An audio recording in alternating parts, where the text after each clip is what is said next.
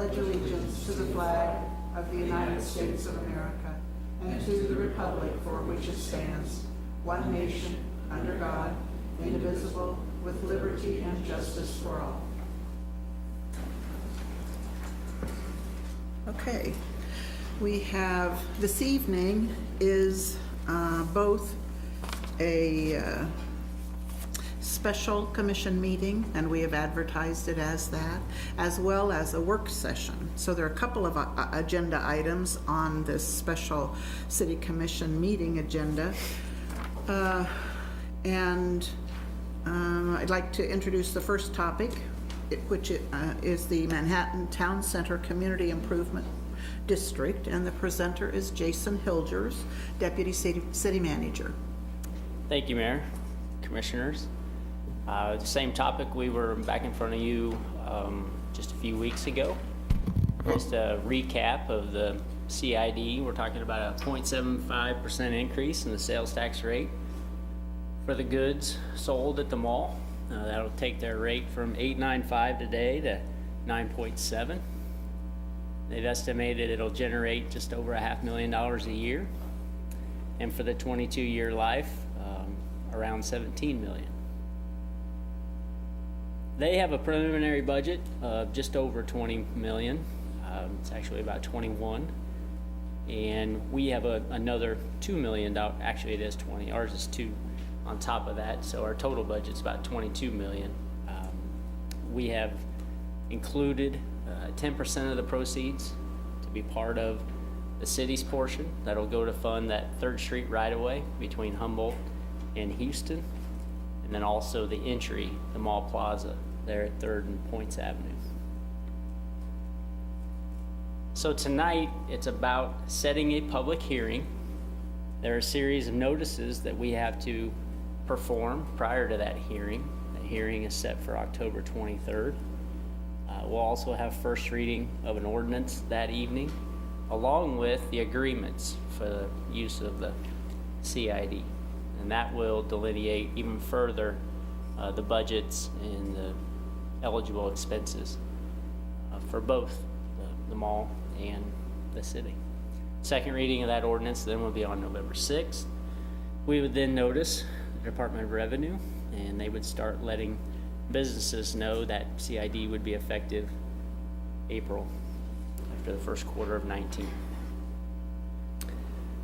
That's really all we have for you this evening. This is the boundary district, as included in your packet this evening, highlighting the area in blue where the city plans to spend their 10% proceeds, and then the areas in red where Manhattan Town Center will generate the revenue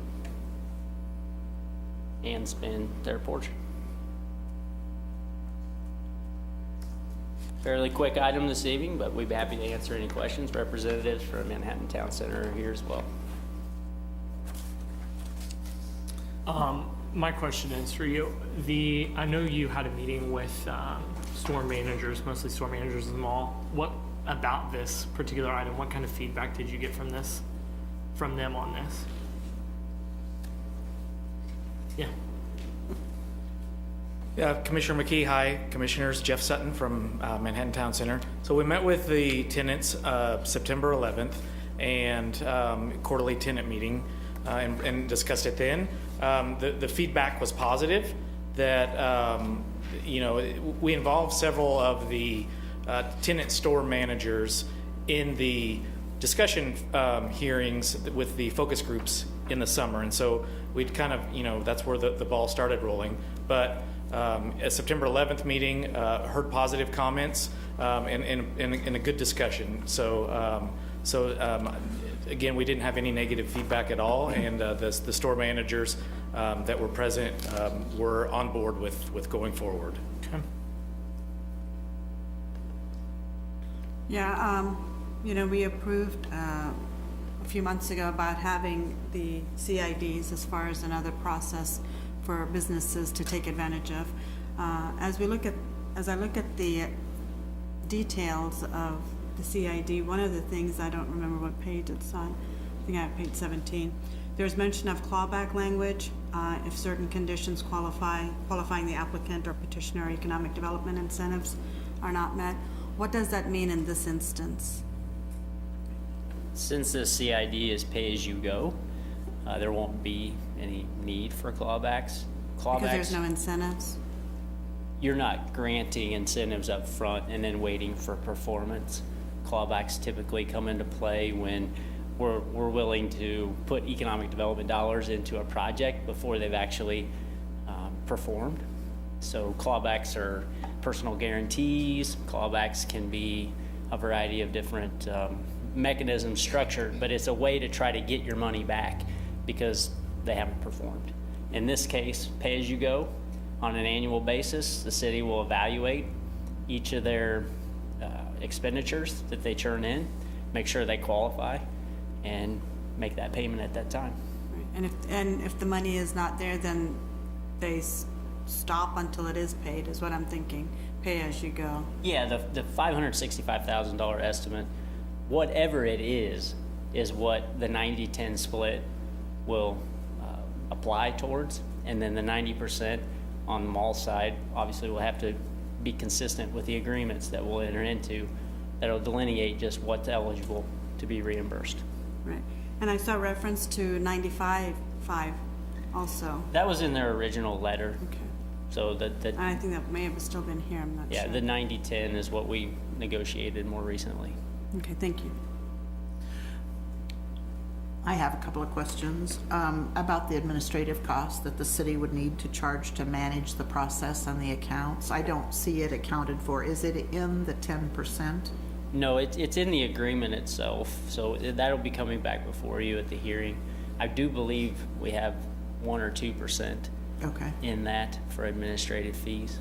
okay, so we haven't seen that part yet. Correct. Okay. And I didn't remember that southwest parking lot being included in, was it in the original mall boundary, was it? Yep. Okay, The only thing we took out was the right-of-way uh-huh, that you see gapped between Sure. that lot okay, and the larger lot. right, okay, the street didn't go through. The park there, just above the courtyard, is a little piece that goes into the mall itself. What is that? This is a privately owned track. Yeah, okay. It's not owned by the mall or the city. No, that's okay. I just wanted to be sure that, Yep. because the city line is on the street. Okay, the boundary's over on the red, okay. And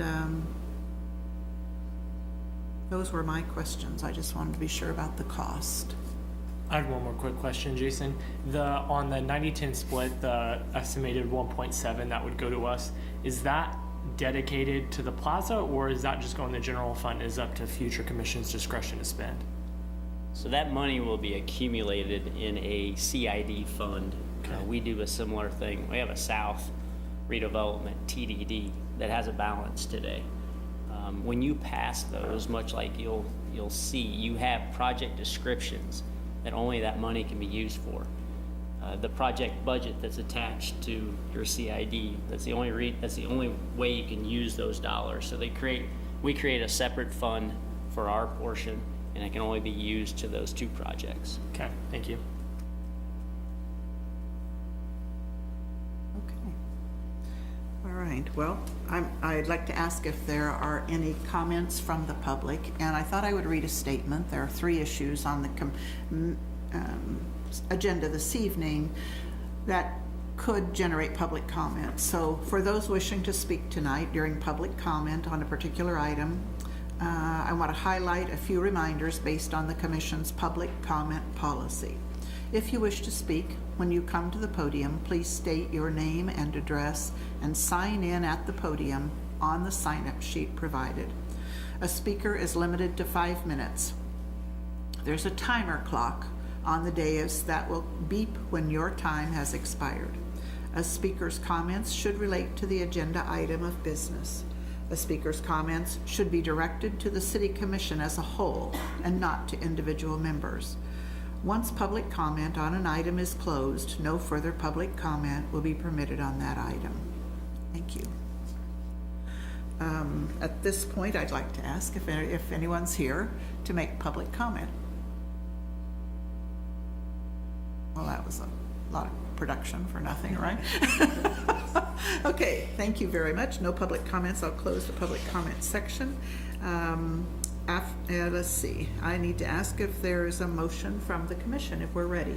Sure, I'll make a motion that we authorize the mayor to sign the petition and approve resolution number 092518-alpha, setting October 23rd, 2018 as the date for a public hearing to consider establishing a community improvement district at Manhattan Town Center. Second. We have a motion and a second. Gary Fees, City Clerk, would you call the roll? Mayor Morse, Yes. Commissioner Dodson, Yes. Commissioner Reddy, Yes. Commissioner Butler, Yes. and Commissioner McKee. Yes. Motion carries 5-0. Okay, the next item on the agenda, it passed unanimously. The next item on the agenda is to expand the Star District. And the presenter again is Jason Hilgers.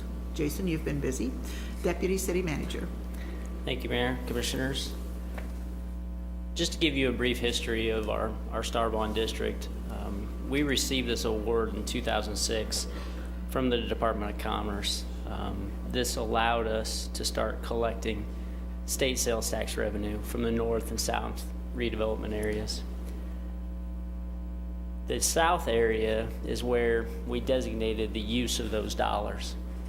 We were limited to spend that money really within the south, obviously where the Discovery Center and the public infrastructure on the south and the land and the park itself. So we issued $50 million in Star Bonds in 2009, and that debt is forecasted to retire in 2021. The TIF/Star District was established in 2006 and has a 20-year life. So it runs through 2026, which gives us an opportunity to capture $5 million a year for that 5-year period between 2022 and 2026, which totals roughly $25 million. The opportunity requires a concept that's agreeable to the state and the Secretary of Commerce. We've been identifying Star Bonds as a potential revenue source for the North Campus corridor since 2016, even later part of 2015. We started talking with the state about extending that district. We were highlighting a lot of the economic impact from both the public and future private growth as a result of NBAF and K-State becoming a top 50 research institution. We partnered with K-State on a number of different studies. We hired GAI to look at that economic impact from the growth of the university. NBAF had its own study that provided a lot of its projections by way of direct and indirect jobs. Foundation hired CBRE to look at the total research and development potential as a result of NBAF. And we used those 3 studies to really bring together a 20-year vision for the North Campus corridor. We made a presentation to the Commission in October of 2016, highlighting the nearly 5,000 jobs with an annual payroll and operating budget of $450 million. We also highlighted that $50 million in North Campus corridor infrastructure that would be necessary to transition Kimball Avenue, College, Denison, and North Manhattan Avenue. At that time, we identified KDOT, the federal Tiger Build Grant, Star Bonds, City University funds, and City at Large. In November of 2017, we gave you an update on North Campus corridor, again highlighting really where we were headed with the Tiger Build Grant, that phased approach to construction that Rob and Public Works assisted us with. Those phases 5 through 13, 1 through 4 are obviously under construction today. We're in design mode for phases 5 and 7. Financing obviously had a very similar type of phased approach, and we started outlining for you all a number of sources that we could lean on. Throughout the last couple of years, we've been approaching the Department of Commerce on several occasions, looking for ways to leverage the STAR bonds within the North Campus corridor. Again, recognizing we had that 5-year potential, and that MBAF and K-State, when we first started sitting down with K-State, we looked at a 10-year back scenario, and that netted over $1.5, $1.7 billion, and just with the projected growth in the next 5 years, we're at $2+ billion in expenditures along this corridor between MBAF, Kansas State, the foundation, and the community surrounding these corridors. That impact continues to be extremely recognizable and sizable for Manhattan. One word of caution, STAR bonds is under scrutiny at the state. It's being challenged on an annual basis. The future is really debatable whether or not that tool will be around. We've worked very hard and floated several ideas over the past 3 years. And recently, literally within weeks, the state just responded favorably to a concept that included a Coach Snyder facility. They kept demanding we have an attraction within this area.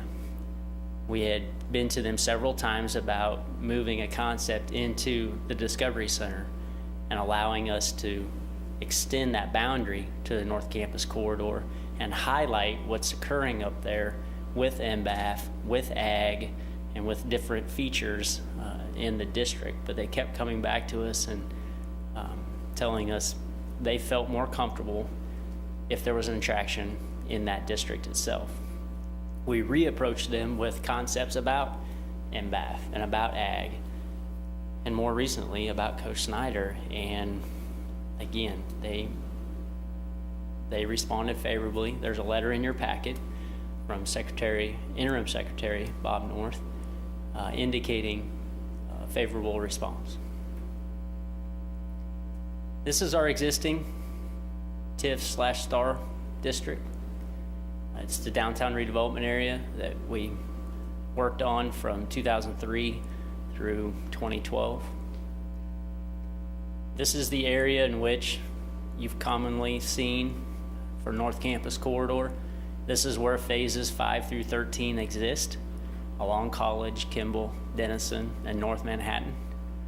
You can see the area on university property that we have highlighted as the potential to locate the facility, the Snyder Experience, and its surrounding parking,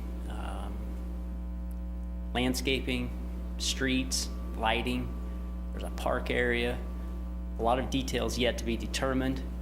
But at this point in time, in order for us to move forward with this concept, we need to expand our district.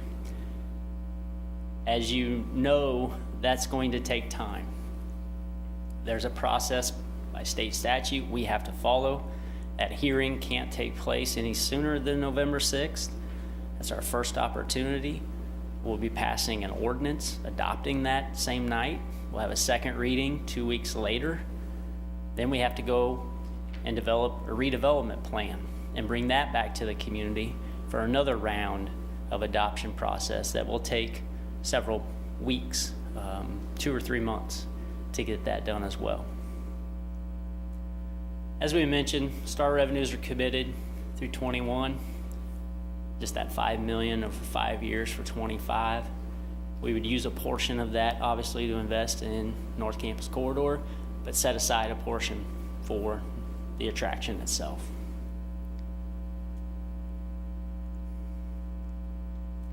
I mentioned the redevelopment plan. It has to go through the planning board. It also has to come, obviously, back through the city commission for formal adoption. In the meantime, we'll continue to try to reach a level of detail with the secretary where we can actually receive a letter that will award the city of Manhattan $25 million in STAR bonds to be used towards the North Campus Corridor and the Snyder facility. There's some details that they need to meet state statute in order to generate that letter. The letter that we did receive was a very positive step towards reaching that end goal of leveraging that 25 million, but we need additional data that we'll need to continue to work with our partners that have really been at the table in athletics and the foundation and the university itself.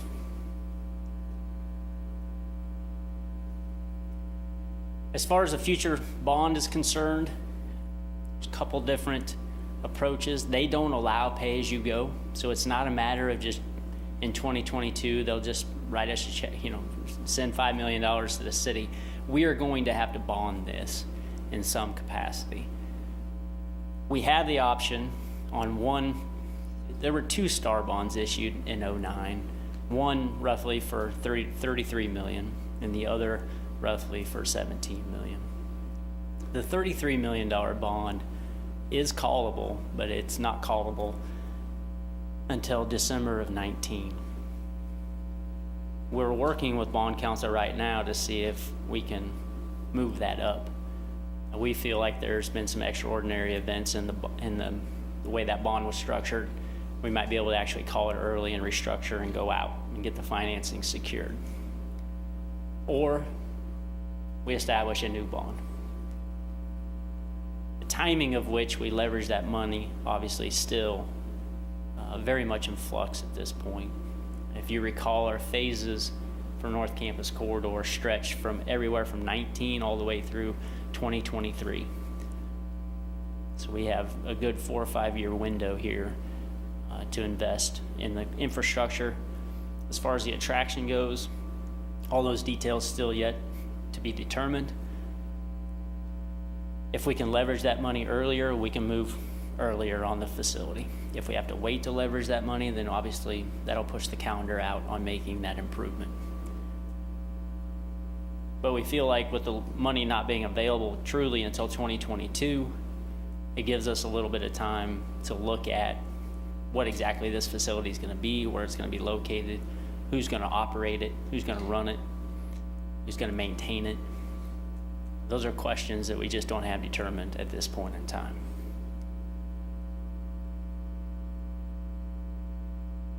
The attraction in the corridor is the linchpin, and we heard that loud and clear in the last month or two.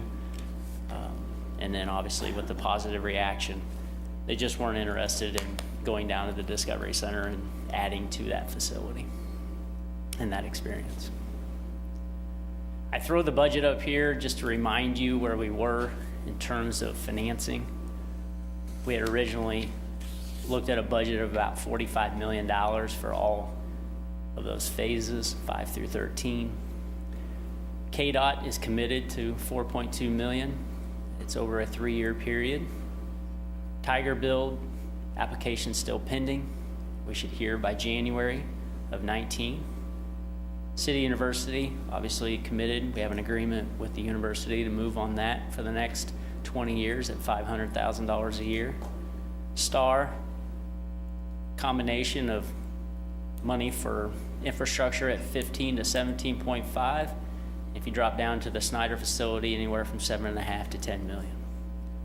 And that'll round out our $25 million commitment. You can see though the subtotal, we're sitting in pretty good shape. Now, there's 2 asterisks behind 2 applications right now. If we don't leverage STAR and we don't leverage Tiger Build Grant, this vision gets difficult to do. There's $32 million between those 2 sources. And if we can avoid that impacting our bond and interest fund significantly, we're obviously in a much better position for the next 10, 15, 20 years.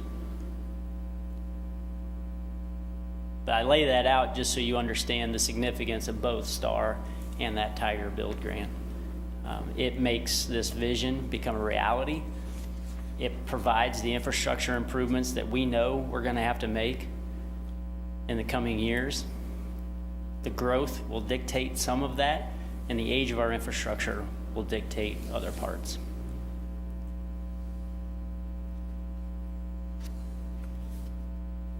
Be happy to answer questions at this time. And again, the action this evening is setting that date for a public hearing in November. And we're hopeful to have more information for you at that time as it relates to the Snyder facility. There's just details that we need to continue to try to work out, not only with the state of Kansas, but with our partners at the university.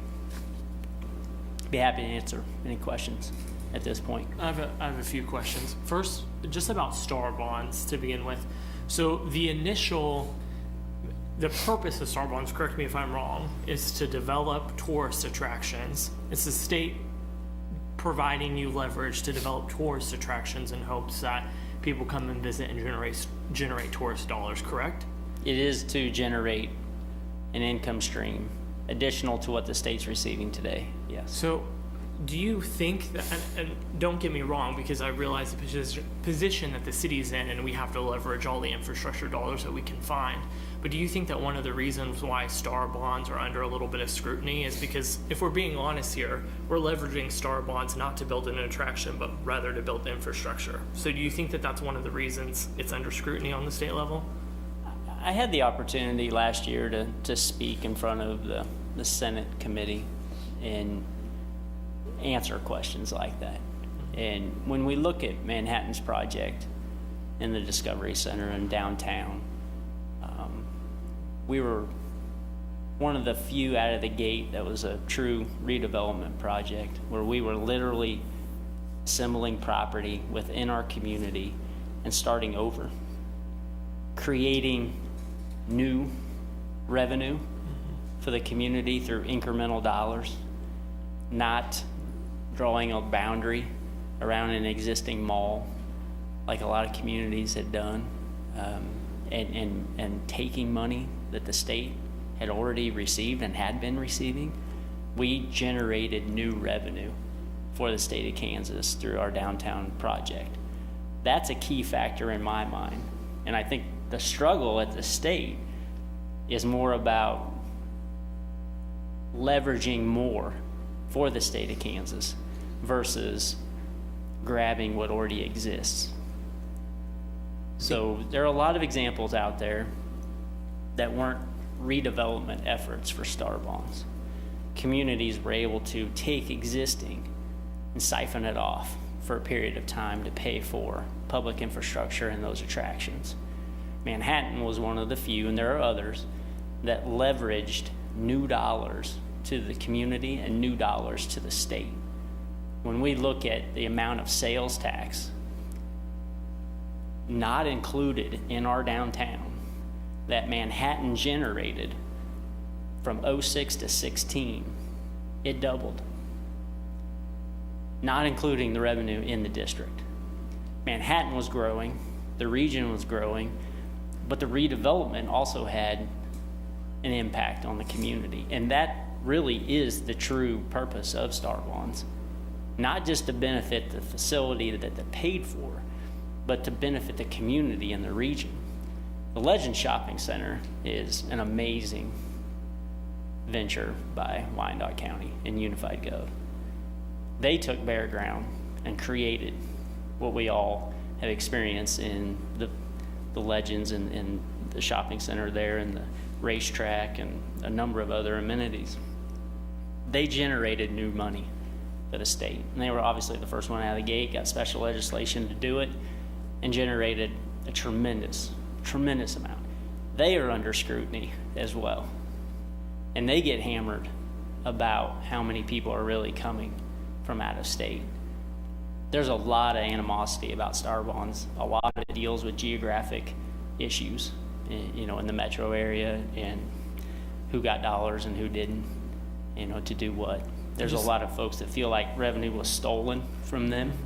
There's just a lot of cannibalism that folks and leakage that people want to argue about, that those dollars would have been spent here instead of here, and it's benefiting this project versus that project.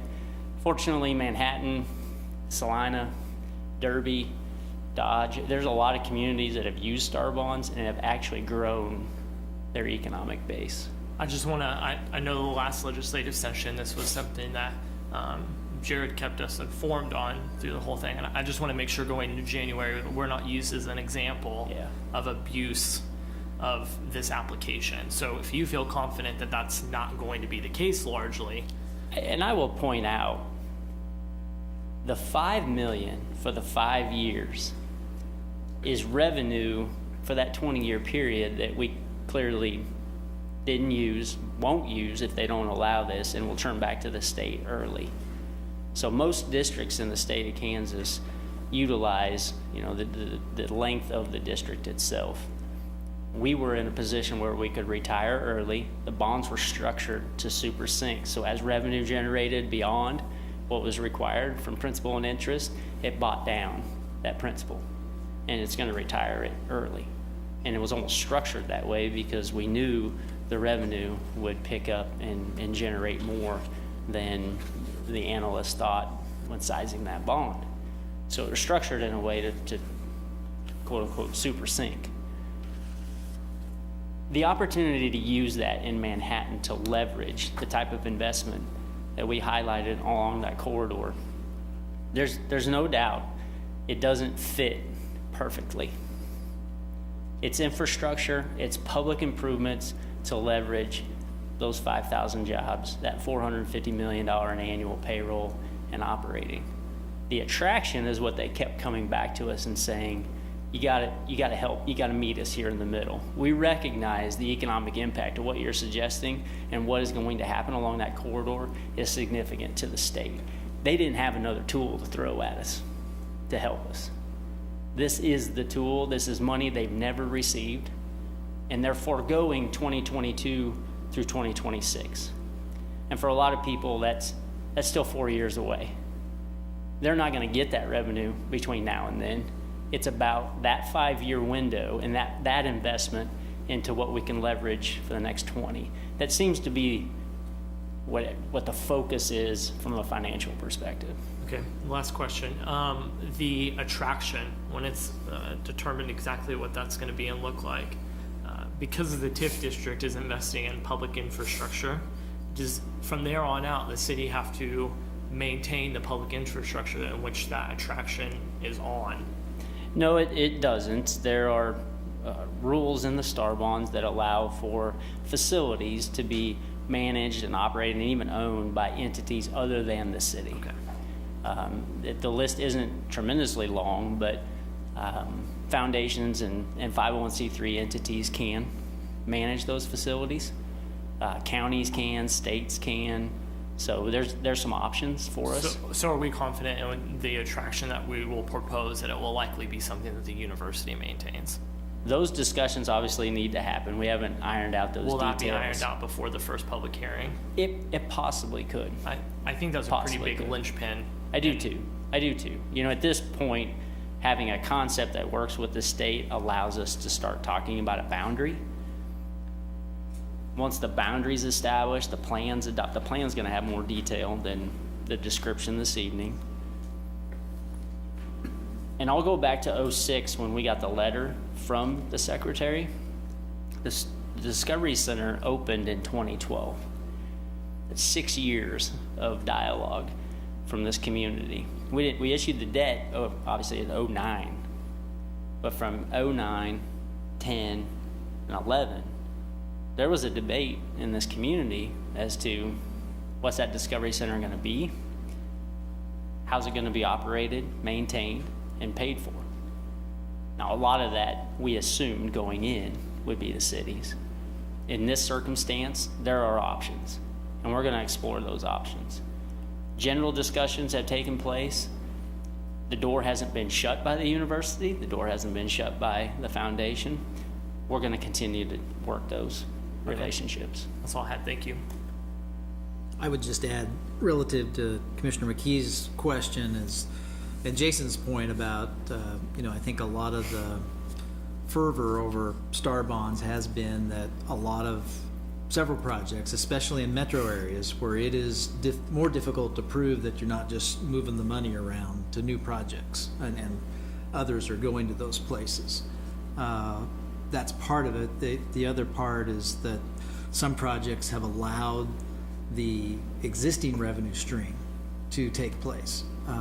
You know, and generally speaking, any major project that is creating jobs, whether it's retail, you look at our district, you've got all the corporate and personal income taxes for everybody in the North District, the Best Buy, Hy-Vee, all the corporate and personal income taxes in those districts, the state gets from day one.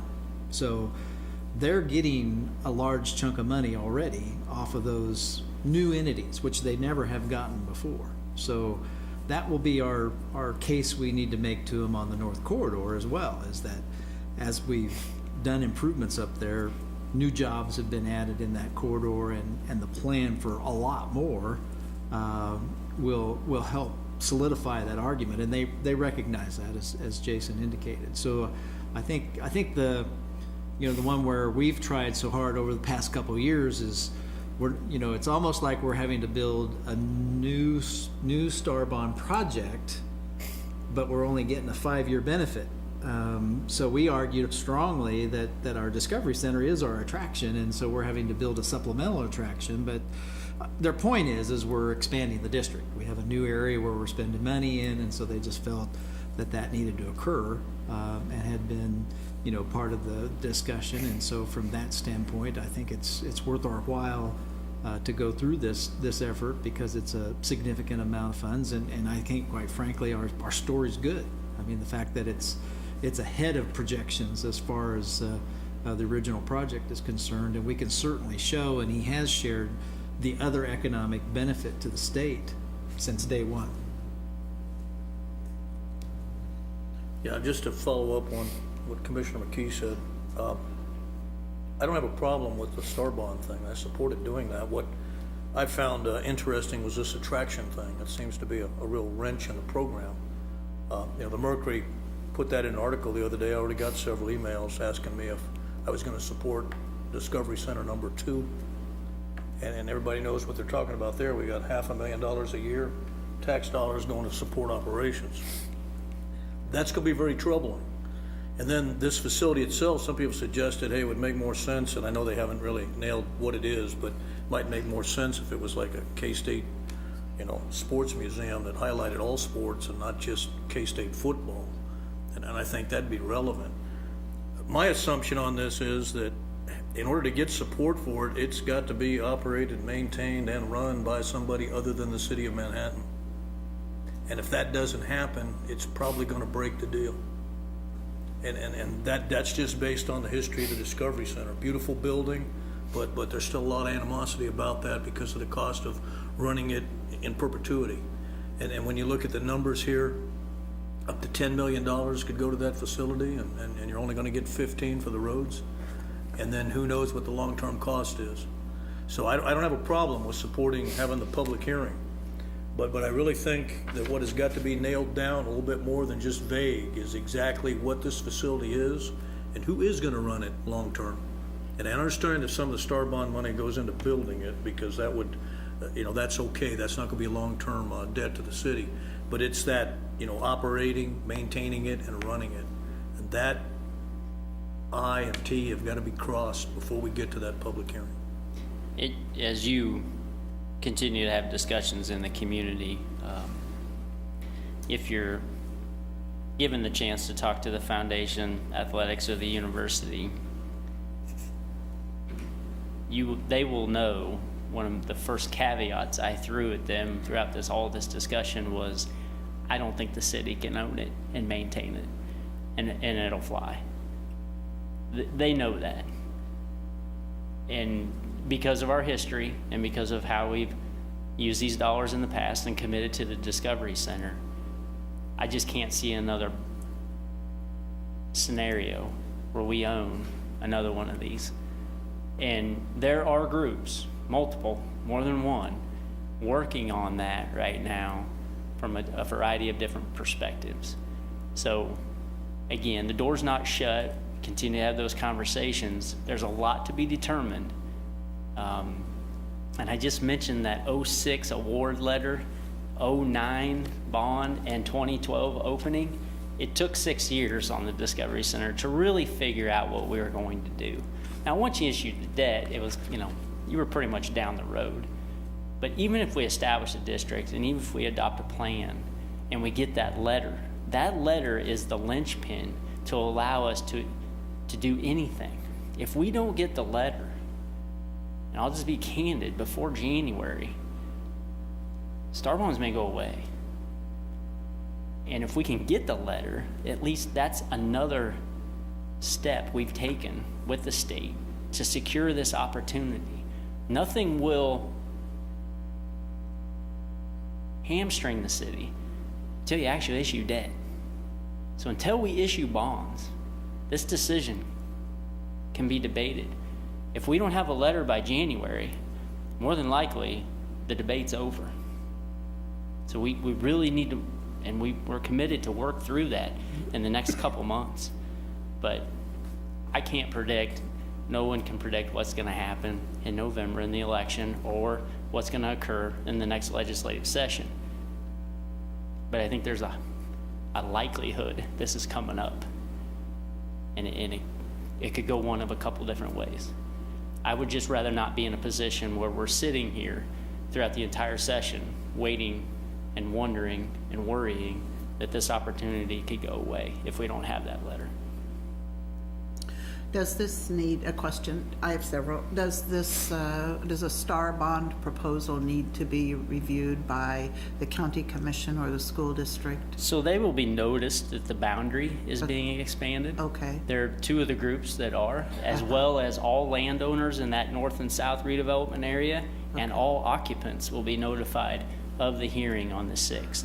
Financially, it doesn't have any impact on the school them. district or the Yeah. county, Okay. because we're talking about state sales tax. Quite honestly, at 95% of all debt retired by star bonds is from the state.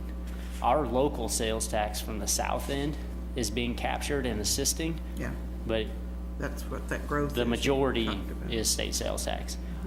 On the map that shows the expansion, where is the residential space?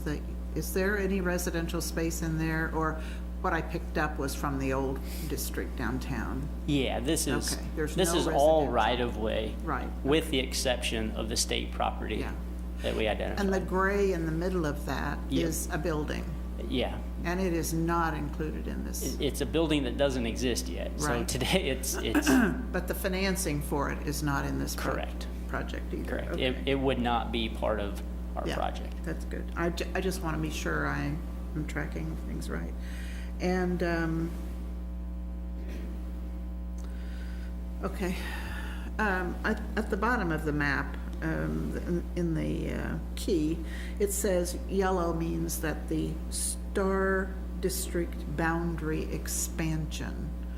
But we are only, that is not a whole district, we are only talking about the streets So in and the rights of way.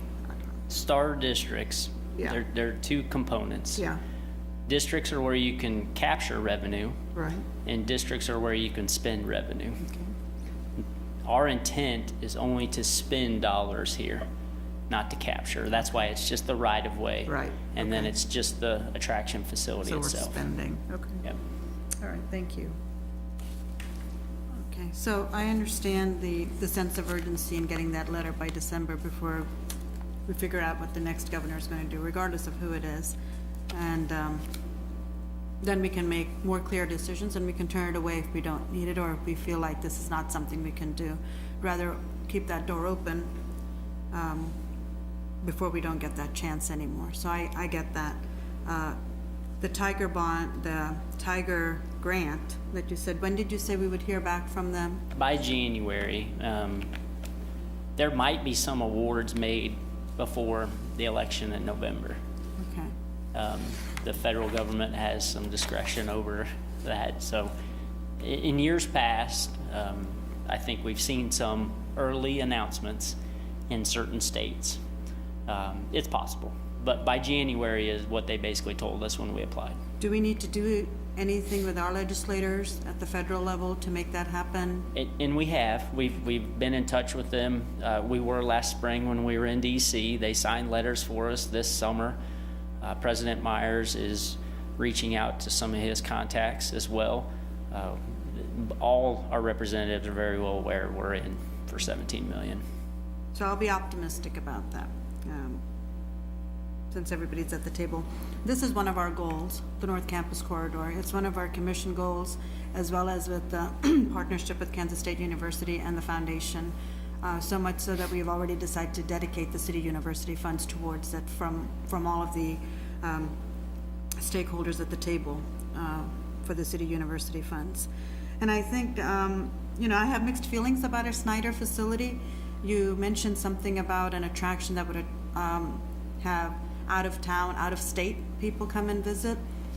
I don't know how Snyder sells out of state. He's our local icon. We have a highway, we have a stadium, we have family, we have all of this, and we hold Bill Snyder very close to our hearts in the city of Manhattan. I have to believe that there was discussion with their donors, with their alumni that do live out of state, that there might be, this is something that they can get excited about. And so I'm sure there was a whole lot of discussions before you came to us. So several groups probably feel very tied to that. And once again, as the discussions go forward, you said you already made it clear that we can't be responsible for this. Whatever the facility looks like for tourism, it has to fall probably within the K-State Foundation and Kansas State University to make that happen. I do feel responsible for putting in millions of dollars into NVAP as well as the North Campus Corridor. So that's the goal. That's the ultimate goal, to make that happen. And once we get a letter signed, we can go into the finer details, and I'm sure between now and December, those details are going to be also discussed at the same time. But I don't want to say no to a letter signing or get that at least as one of the options for us to look at for funding, because this is a long-term goal. And if we turn that away, we can't come back to it. So I'm willing to look at it closer and see, think about the public hearing and have discussions with President Myers and his staff, as well as the K-State Foundation, and see what exactly that facility might look like, and leave all of the details within that collaborative group with the understanding that this cannot fall within the city operational costs in the future. So I think we need to start thinking about how to make this happen and get it signed by December.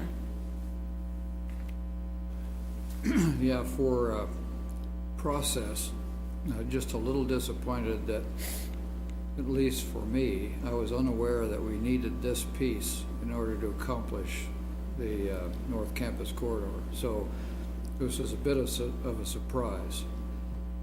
It's not that I'm not supportive, it's just that process-wise, it was a surprise. Couple of things.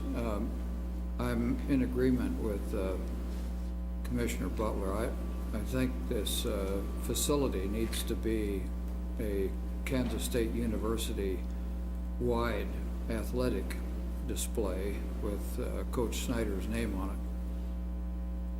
And I'd press very hard for that. And I'd like to get that concept at least cemented before we issue debt. You made the example of issuing a bond downtown 3 or 4 years before we started doing something. And if, once you issue the debt, you're committed. There's not really a good way back from that. So I think that's an important step. My assumption is that Coach Snyder has been consulted about all of this, He has. correct? Yeah. And the facility cost, where you've got star written twice, that is the same star bond or a separate star bond? It could be separate.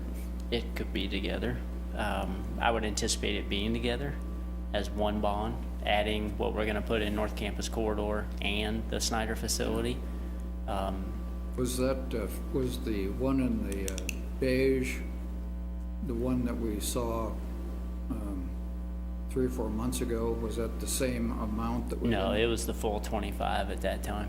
Okay, so. And again, we didn't anticipate having to spend on the attraction itself. Yeah. Other So we, than- in essence here, we've taken from that total and parsed out some for this facility. Yeah. So does that mean we're gonna have to come up with additional monies to do what was originally intended? And that's why I highlighted it in blue. Yeah, This is our total for this project through these sources.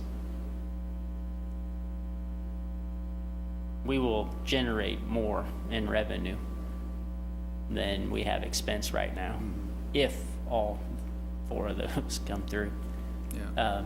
And I point that out just because that's on the principal side. There is a debt service side of this where the city at large will absolutely come into play. You know, when these revenues are available, obviously the city university is a 20-year stream of revenue. So what will $500,000 actually leverage you on an annual basis? We clearly have to issue a bond to leverage that full amount for that 20-year period. We're going to find ourselves possibly on the other 3 to have them in a much shorter time frame, which will help in the structuring of that bond for that 10 million. So it indicates there's more revenue, but if you go debt service $45 million, you all know it's going to take 80 to debt finance that over 20 years. But with KDOT, Tiger, and STAR, you actually could get proceeds early. I will caution you also with STAR, we are likely not to leverage 25 million in proceeds. Those proceeds will be reduced based on the interest rate in which we finance it. It's a 5-year window, so the rate might be a little better, but they're clearly the buyer of that bond is going to make some interest. Okay, thanks. Yep.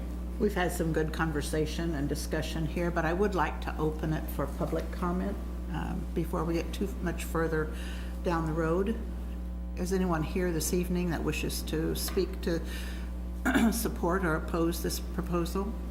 If you would, come forward, please. Seeing no one, I will close the public hearing. Please continue. I just have a general comment about really the project as a whole in the North Campus Corridor. I'm largely supportive of it. There's no doubt that I believe long term this is going to have positive impacts on Manhattan's economy as a whole.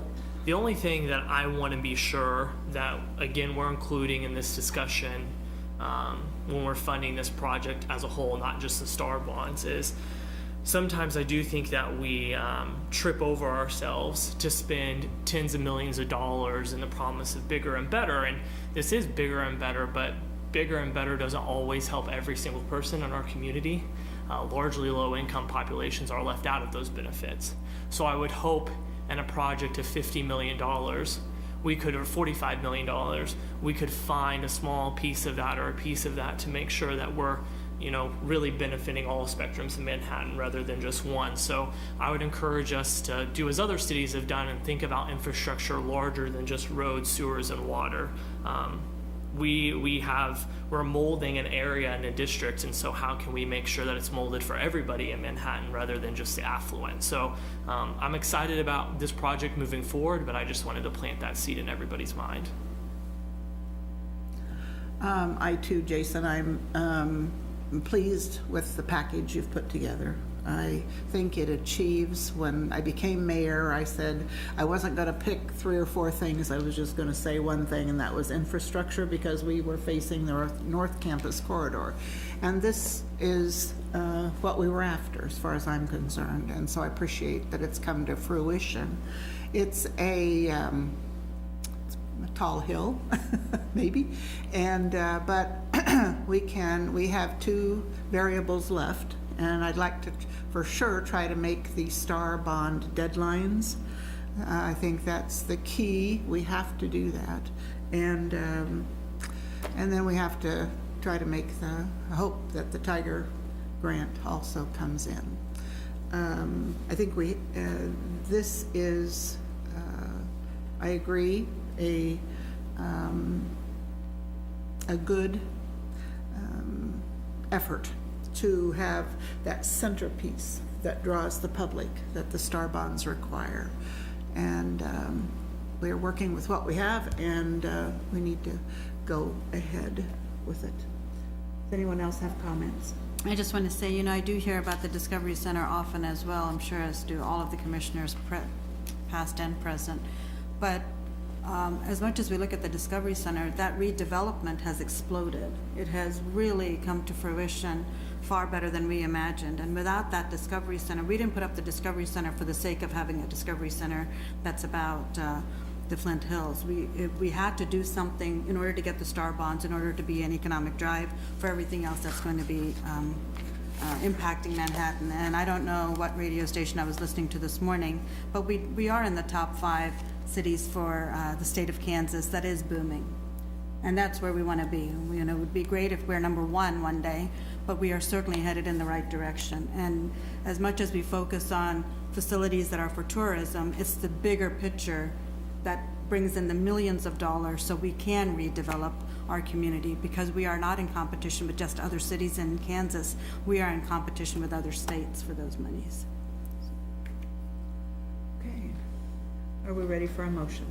Yeah, I don't have a problem with, proceeding, with the Star Bond project so that we got the window open, but like I said, the details on a number of those things, especially that experience center, have to be worked out before we're gonna get to a final vote anyway. So I make a motion, we approve resolution number 092518B, setting November 6, 2018 as the date for a public hearing to expand the Star District in Manhattan, Kansas, to allow for the consideration of the potential Star Award for the North Campus Corridor area and the Bill Snyder Experience Center. Second? Okay, we have a motion and a second. Gary, would you call the roll? Commissioner Dodson, Yes? Commissioner Reddy, Yes. Commissioner Butler, Yes? Commissioner McKee, Yes. and Mayor Morse. Yes. Motion carries 5-0. Okay. He's back. Round 4. Round 4. Okay. The next item on the agenda is special events with alcohol. And Jared Wassinger, the assistant to the city manager, has been following this issue and will make our presentation. Thank you, Mayor, Commissioners. So most of what you're going to see tonight is stuff we've already seen, but I'm just going to run through it briefly so you understand what was in your packet and what ordinances you're considering tonight for first reading. So we're going to go over the state and local laws, look at that request that the young trustees had initially, go back to that June 19th meeting where we had our first discussion item, and then kind of go over the 2 meetings we had in September where we wanted to discuss some of the concerns we had of the original ordinance. So again, Chapter 31, Article 4, it allows for special events on city property, streets, public right-of-way, city facilities, and we allow special events with alcohol in 3 distinct areas: Aggieville, downtown, and then currently the public park in Blue Earth Plaza. And then based on one of the provisions in that ordinance currently, consumption of alcohol has to occur within an enclosed area where only 21-year-olds and up can be present. So part of what we've been talking about is the consumption of alcohol on a city street or sidewalk or alley, and that is governed by a state statute that allows that to occur through applying for a special event temporary permit. So how that happens is an applicant would go through our local special event process. They would apply to have a special event where alcohol would be consumed on a public street.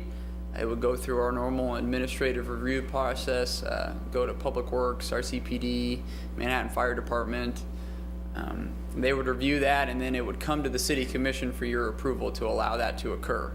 And then they would apply for that special event temporary permit with the Department of Revenue, ABC, and they would attach that ordinance if you adopted it, and then that would allow them to consume that alcohol during that special event on a public street. Currently, our ordinance again only would allow that consumption to occur in that type of beer garden area. So back in February, the young trustees with the Greater Manhattan Community Foundation, they came to the city. They had an event in 2017 that encompassed this area in Blue Earth Plaza. They closed off the streets, but they only had a beer garden in the grass area. And they wanted to be able to consume that alcohol kind of throughout the special event area. So they were having a chili cook-off so people could taste chili and walk around the sidewalks and streets and participate in that event. So we started looking into that, looking into the options, and we had a discussion item this summer, and a majority of the commission wanted to look at city administration looking at bringing back an ordinance that would eliminate that beer garden. And then that would allow kind of people within the entire special event area to be together, and then obviously only people of age could go up to the service area and purchase alcohol and consume it. So we brought a first reading to you all on September 4th, which got tabled because there was a couple concerns that y'all wanted us to figure out before we approved anything, and I'm going to go through those bullet points. The special event time, there was language in there that we kind of took from the block party section, but we changed that to allow it to the time to be extended to 2 a.m. when we're concerning things like Aggieville and how that would look. So the ordinance as it reads today that you're considering allows a special event to go to 11 p.m. and then the city clerk can approve it to 2 a.m. if it doesn't have alcohol, and then obviously if it has alcohol on city streets, it would go to the city commission and you all could approve it to extend it to 2 a.m.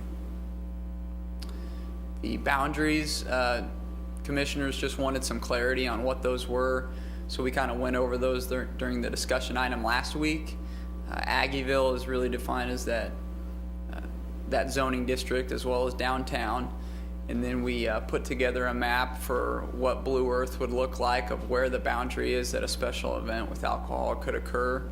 So we kind of provided that for you here. It includes South 3rd Street, Blue Earth Place, the park, and then we also included this is a city-owned drive right here and a city-owned lot. So we wanted to include that. That came up because as the Flint Hills Festival grows, it might extend into that area. So part of what you're considering tonight is also an amendment to Section 4-2, which allows the consumption of alcohol on city-owned property. So those are places like, the Weefall Pavilion, Sunset Zoo, within the Flint Hills Discovery Center, the depot. That's going to include these two lots right here within that. And that's obviously not just, it can't be consumed anytime. It would be on, because it's city property, it would have to be allowed by the city. Jared, can you just go back to your previous slide for just a moment? Yeah, Yes. that one. So let's say you said, this would also pertain to Aggieville. So unless they, any area, whether it's downtown, Aggieville, Blue Earth Plaza, regardless of where it is, unless they have a special event limit, it would be business as usual. So Aggieville would have their hours, let's say after a football game, people still go there. This is if they want to have beverages in glasses outside, right? I guess I don't understand what your question is. So if someone, an applicant, wanted to have a special event in Aggieville, they would need to apply Right. through the city. But let's say, this is only if they wanted to have open beverages outside. So that wouldn't be allowed.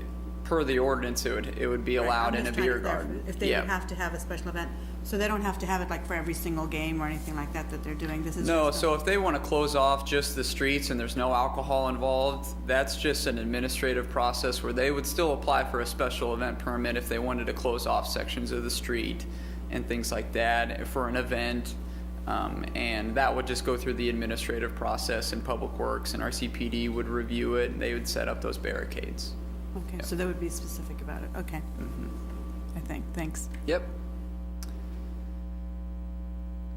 The last provision that was kind of a concern of the commissioners was one regarding multiple vendors at a special event.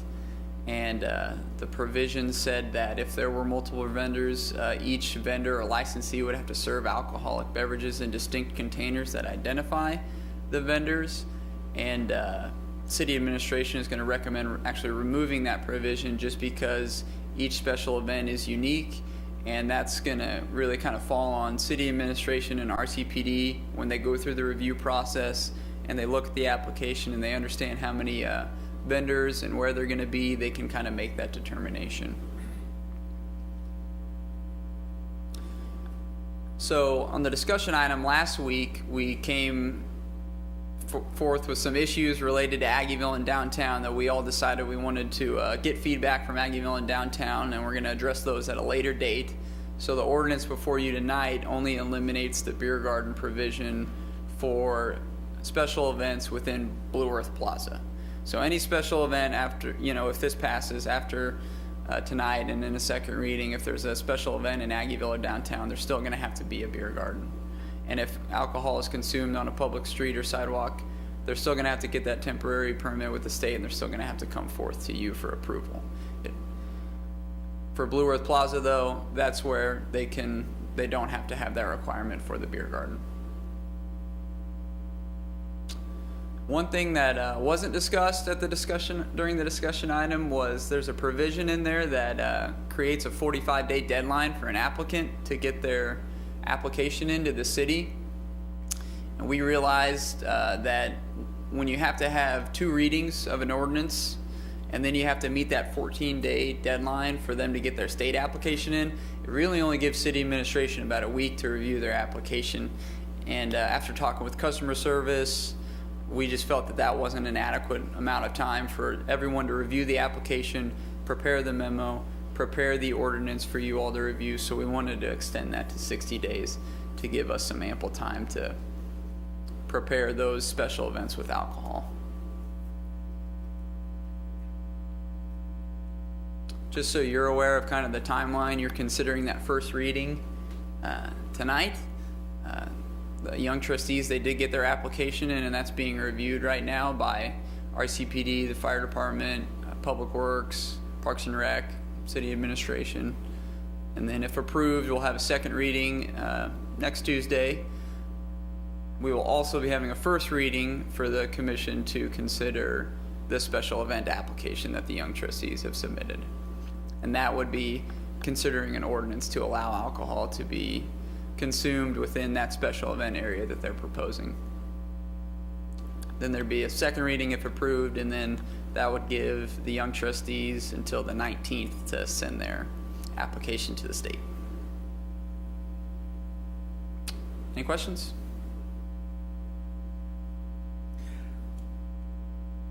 I do have a question with regard to even Blue Earth Plaza. Because we're making the area bigger, we have the potential for a really big activity there. And I'm concerned, when we added security at the airport, RCPD had to have additional officers. When we've added security at the courthouses, RCPD had to have additional officers. I'm not interested in having to pay RCPD additional dollars as we open up these alcohol areas.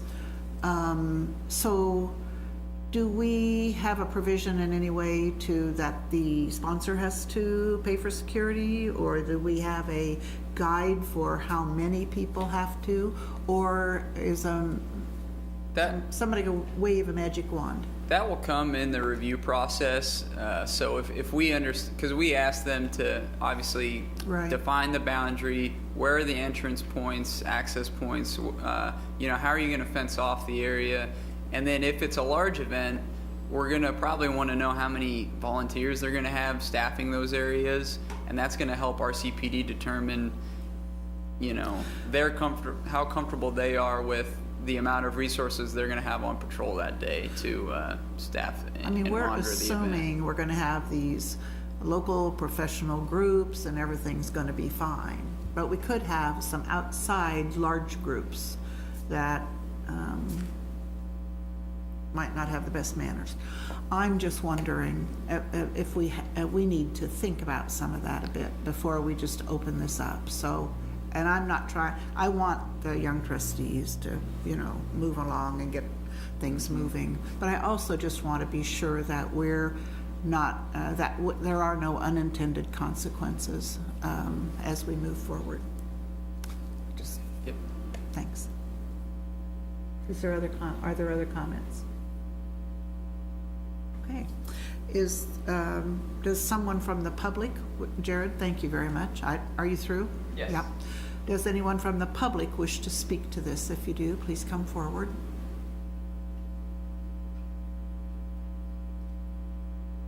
Okay. Seeing no one, I'll close the public comment period and allow the city commission to proceed by comments or making a motion. I'll make a motion. I think I'm talked out after lots of discussions on this particular one. I'm sure we'll have more in the future, so thanks, Jared. I move we approve first reading of an ordinance amending Article 4, of Chapter 31 of the Code of Ordinances to remove the fenced-off beer garden requirement for special events with alcohol in Blue Earth Plaza and other modifications pertaining to requirements and regulations for applicants seeking a special event with alcohol permit, as well as amending Article 1 of Chapter 4 of Code of Ordinances related to the possession and consumption of alcohol on city-owned property located south and southeast of the Flint Hills Discovery Center. Second? Okay, we have a motion and a second. City Clerk, would you call the roll? Commissioner Reddy, Yes. Commissioner Butler, Yes. Commissioner McKee, Yes. Mayor Morse, Yes. Commissioner Dodson. Yes? Motion carries 5-0. Okay. And the next item, we'll be switching gears from a special meeting to a work session. And the work session will require no vote, but it is a report on the Parks and Recreation Quality of Life sales tax update involving our recreation and trails. So I think Eddie Eastis is making the presentation. He is Director of Parks and Recreation. Thank you very much. I'm going to open this up. So we have several PowerPoints tonight, all of them relatively short. Exciting topics, though, without a doubt. Quarterly update, I don't know if that's really what we're accomplishing. Maybe just a regular update based on what our progress is to this point. We will be coming back to the commission November or so with another update after several other steering committee meetings, but quarterly update on the recreation and trails sales tax. Just a reminder, the community voted for this sales tax, a 1/4-cent sales tax for recreation and trails. That happened last November. $8.5 million are targeted for recreation center improvements at Anthony and Eisenhower middle schools. $8.5 million targeted for Seco Park facility improvements, and $2 million have been targeted for trail improvements. And I had asked Bernie how we're doing to date on collections, and happy to be able to say approximately $269,000 monthly, which puts us on track for over $3 million is the projection for 2019. If you recall, we had talked about 2.75 million annually, I believe, $27.5 million over the 10 years. So, you know, I know sales tax is very fickle in this community, but at this point, it looks good. So happy to be able to report that. Progress, where we're at right now. You selected a design team back in March. You approved a design team of McAllen Gordon Construction, SFS Architecture, Anderson Knight Architects, their various team members, and we have some of them in the audience with us tonight that will be presenting to you a presentation that they gave to the steering committee, condensed version from what they presented to the steering committee. The steering committee that you had appointed, 44 members. I believe we still have 43 of those. We did have one that had to back out. We've had a good attendance so far at the steering committee meetings, so very happy with that.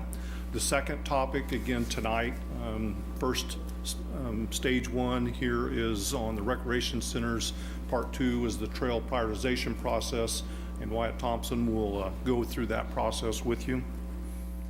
And again, just a little bit of an update of where we're at with the recreation centers. We've had 2 steering committee meetings so far. We've had other meetings with McAllen Gordon and their team that have been very specific with USD staff and city staff. But we've had 2 steering committee meetings, and you can see a long list of their future meetings at different times that this same sort of update will come to the City Commission. We'll be at the Board of Education shortly. We'll be at the Parks and Rec Advisory Board, and we're hoping to very much stay on track with a final recommendation back to the City Commission in January of next year. Trail prioritization, Wyatt Thompson, our Assistant Director of Parks and Recreation, has spent a lot of time out in the community. Hopefully some of you have been able to attend those public meetings or been a part of his trail talks. Alfonso Leva's been in, our park planner, has been assisting with that, as well as some park interns that we've had. That's part of why we gave you a hard copy tonight. That prioritization matrix is complicated, but we want to make sure as we're starting to utilize sales tax funds that we've put projects through a process, and so we understand why we would be recommending sales tax dollars to be used for certain projects. We obviously have more trail projects than we're going to be able to fund with the $2 million, so we really felt that it was important that we had a very thorough process to evaluate and make recommendation for funding source for those projects. So Wyatt will cover that quite extensively. So unless you have some questions for me, I'm going to stand out of the way. We have Barry Schmidt with McAllen Gordon here with us, as well as Tracy Anderson with Anderson Knight, and they're going to go through the presentation. It's a condensed one from what they gave to the steering committee, but I think there's some important information that you'll enjoy seeing with it. Thank you, Eddie.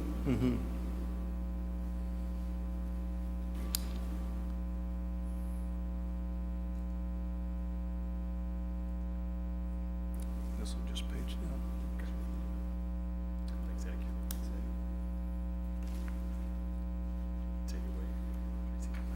Good evening. Again, as Eddie mentioned, this will be a real high level, real quick, so we can leave you time to ask us some questions if you have any. But we have met with the steering committee twice. We met with them at the end of the last school year, knowing that the summer was going to be difficult to get them all together. But during that time, during that first meeting, we asked them some very high level questions, things like what were some of the struggles within our community that these facilities could help answer or fix in regards to obviously indoor recreation.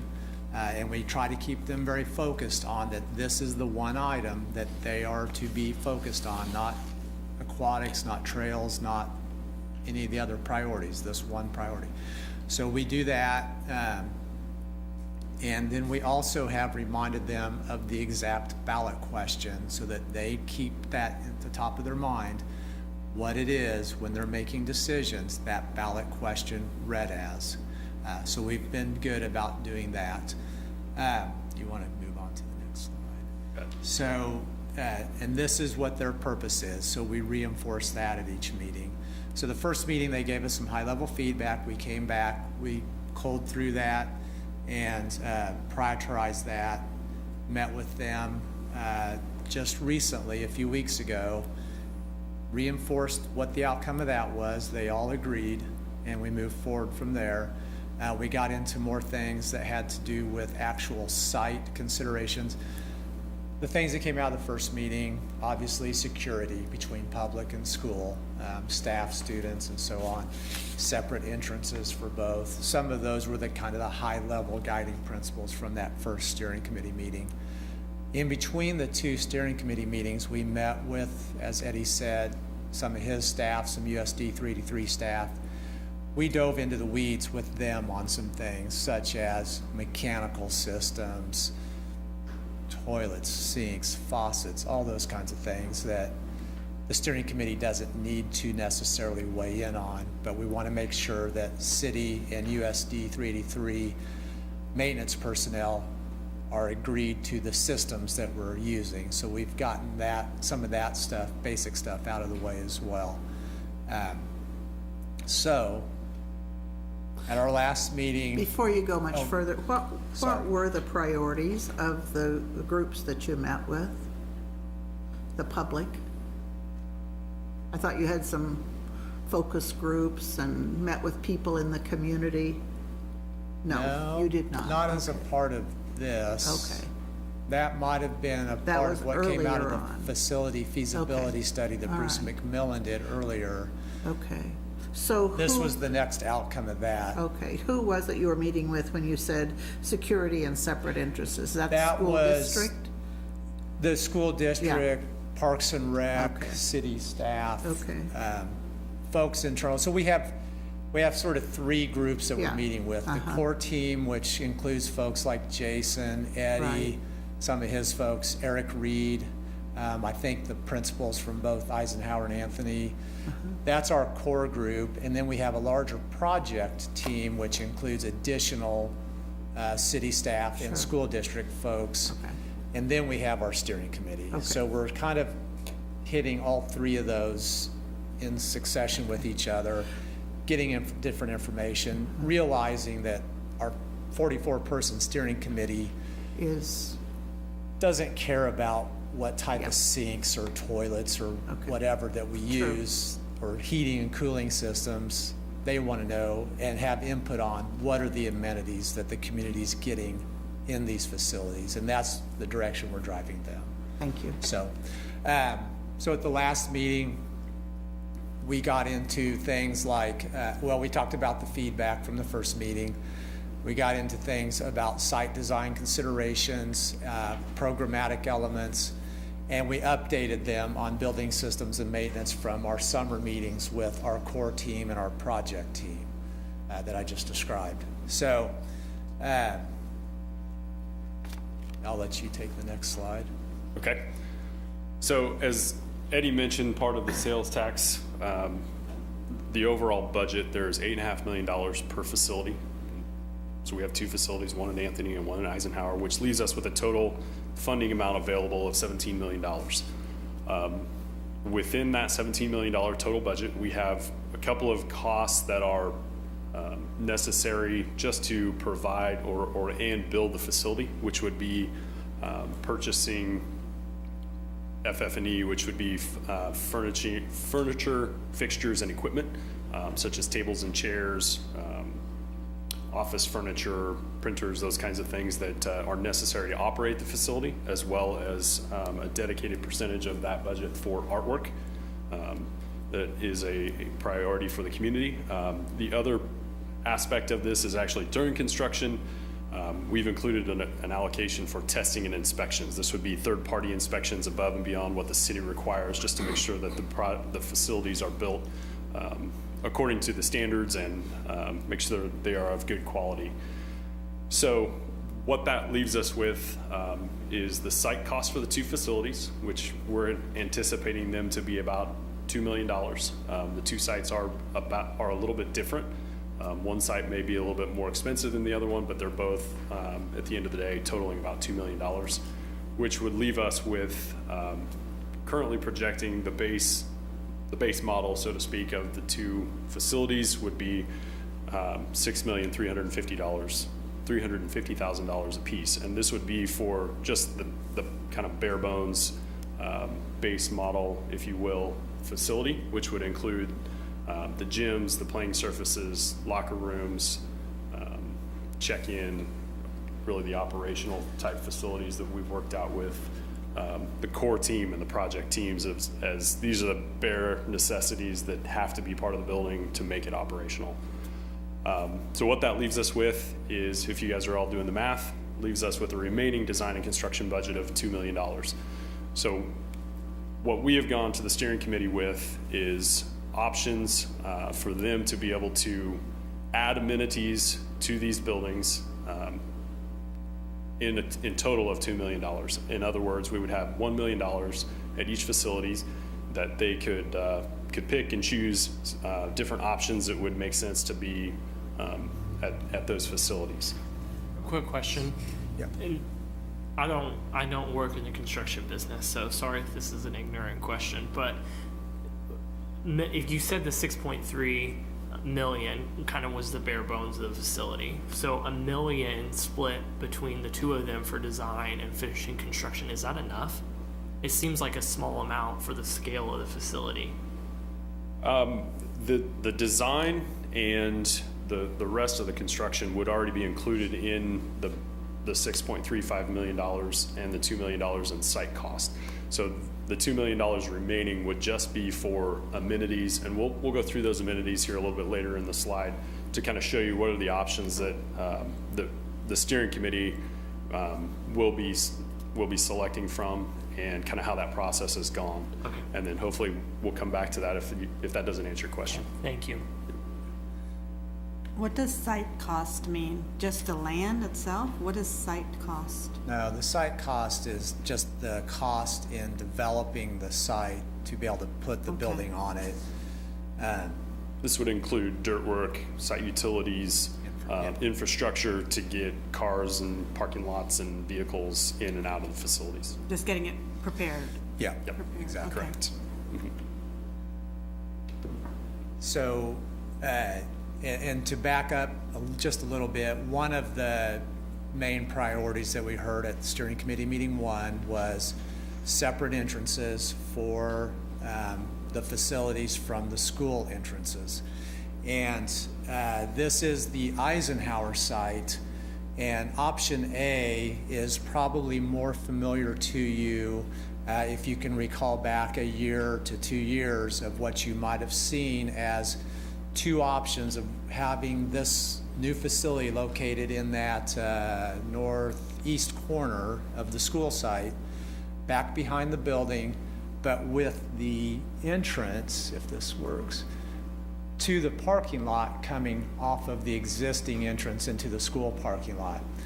At the time, that seemed to be the most feasible when that study was done. And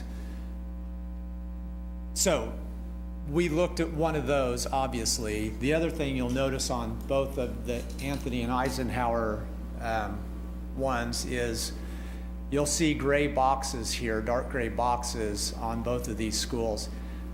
These are not part of the school right now. It's what the consultant for the school district has indicated is being proposed as a part of the bond issue for the school district. So we wanted to make sure whatever we do with our facilities, we weren't hamstringing the school in what they want to do if their bond issue is successful. And so we asked them, how do you have it arranged? And this is exactly what they gave us. It's just a mirror copy of one of the other wings there right now. But as we looked at this site, and I'm hoping you are all familiar with this potential new road coming through here that connects, oh, good gosh, what is that road? Marlatt. No, this. Walters. Walters, thank you. Walters Drive over to Marlatt Drive so that school buses primarily can get over here and get over to Tuttle Creek Boulevard at a lighted intersection, whereas Walters is not a lighted intersection at Tuttle Creek Boulevard. So I think there's been some progress in that, but when that became a potential option, we then decided we should probably look at what if we move the building over to this side of the facility and not over here. What opportunities does that open up?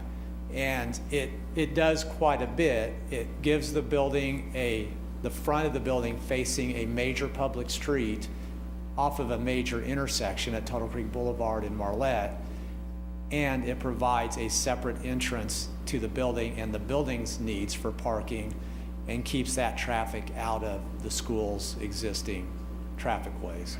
So that was the reason we didn't just leave those two or study those options over here when this became potentially an option for this road to go through. So we showed the committee both of these options. It was hands down option B was their preference. And we just had the results back from a survey yesterday at midnight that ended yesterday that all of the committee, well, I think 30 some of the committee members participated in, so we only had a handful that didn't. and this won out 98% or something, I think. So then the other one was Anthony, and again, previously, both options had been shown over here with the access either off of the existing school's parking lot or off of Pecanwood up to their parking lot, or up to the facilities need for a parking lot, with a connecting link that would get you there. Again, the new school additions shown here in gray as a possibility. So we weren't, hurting their ability to do that. But as some of you may know, this section of land sits about 6 to 8 feet higher than the school does. So there is a challenge there. So we decided to also look at that, and looked at the other side of the school and found that we could come out at grade and match the school's finished floor elevation off of here. There's a little work we have to deal with in this lower lying area, but it can be dealt with. That is somewhat of a detention area right here, but our engineer is telling us that we can sort of swap that area out. And so they're studying that. But again, when we presented these options to the committee, this one won hands down again. I think 85 to 90% approval rate. And again, it does the same thing, a more major street, giving the rec center its own identity on that major street. This being more of a residential street and leading into the residential area here, everybody was more comfortable with driving this traffic off of Browning instead of off of Pecanwood. So that one won hands down again from their standpoint. So we showed them multiple options, or we looked at multiple options. We probably had about 5 or 6 for each site. Some of them we studied knowing that they probably wouldn't make sense, but we had to study them to find out why they wouldn't make sense. And we culled them down to these 2 for each one and gave those as the options for them to approve or look at and suggest on. We also started talking to them about programmatic choices, and we gave the 2 images on your left are just diagrammatic concepts showing a racetrack, long version on the lower image, short version on the top image, and the image on your upper right is a track down at floor level. We also, this is just an image, the lower image on your right is just an elevated track image, but the idea was to let them to start to see some images of things that could be possible. And when we presented this to them, we also presented them with budget numbers that go alongside, which you'll see, I think at the end of this, is that in there at the end? I think they are. You'll see what we showed them was, if we want to do this, here's probably the cost associated with it. And so we showed them several programmatic elements like this, going through some additional imagery. So on the lower right, you have several things being covered in one. Expanded seating area at floor level around the courts. So you just have more width around the courts where you can put either pull-out bleachers, tilt-down bleachers or whatever, or portable bleachers. You have high-velocity sports impact netting, and you have portable turf that can be picked up, moved from one facility to the other, or stored away if you have a tournament going on for basketball or volleyball or something like that. So that covers 3. The upper image in the middle covers sort of concessions area, how, in what depth of concessions do we do? So those were some discussion points, but just some open seating area where you could have concessions and other meetings. The image on the upper left shows a raised area. If we were to do a raised track, that automatically institutes some stairs, an elevator, and a second floor area to access that track from. So do you get some open space up there and some overhead viewing space down onto at least a couple of the courts once you do that? So that's an image showing what that could look like. And then just some multi-purpose rooms in the lower left, what could that look like? So each of those images was shown to them, plus the list and items and a cost associated with each one. And we had 9 listed. And those 9 options were really developed from our first steering committee meeting, where they gave us suggestions on what kind of additional amenities would you want beyond the core base project, which is 4 basketball courts, pickleball courts that would fit within that confines, volleyball, I might be forgetting one, and then the office area that's needed, bathrooms, mechanical space, just the accessory use spaces that you need to make this building function. So they created that list of 9. We showed that to them. We showed them the cost. We showed them some images that go along with what that might look like.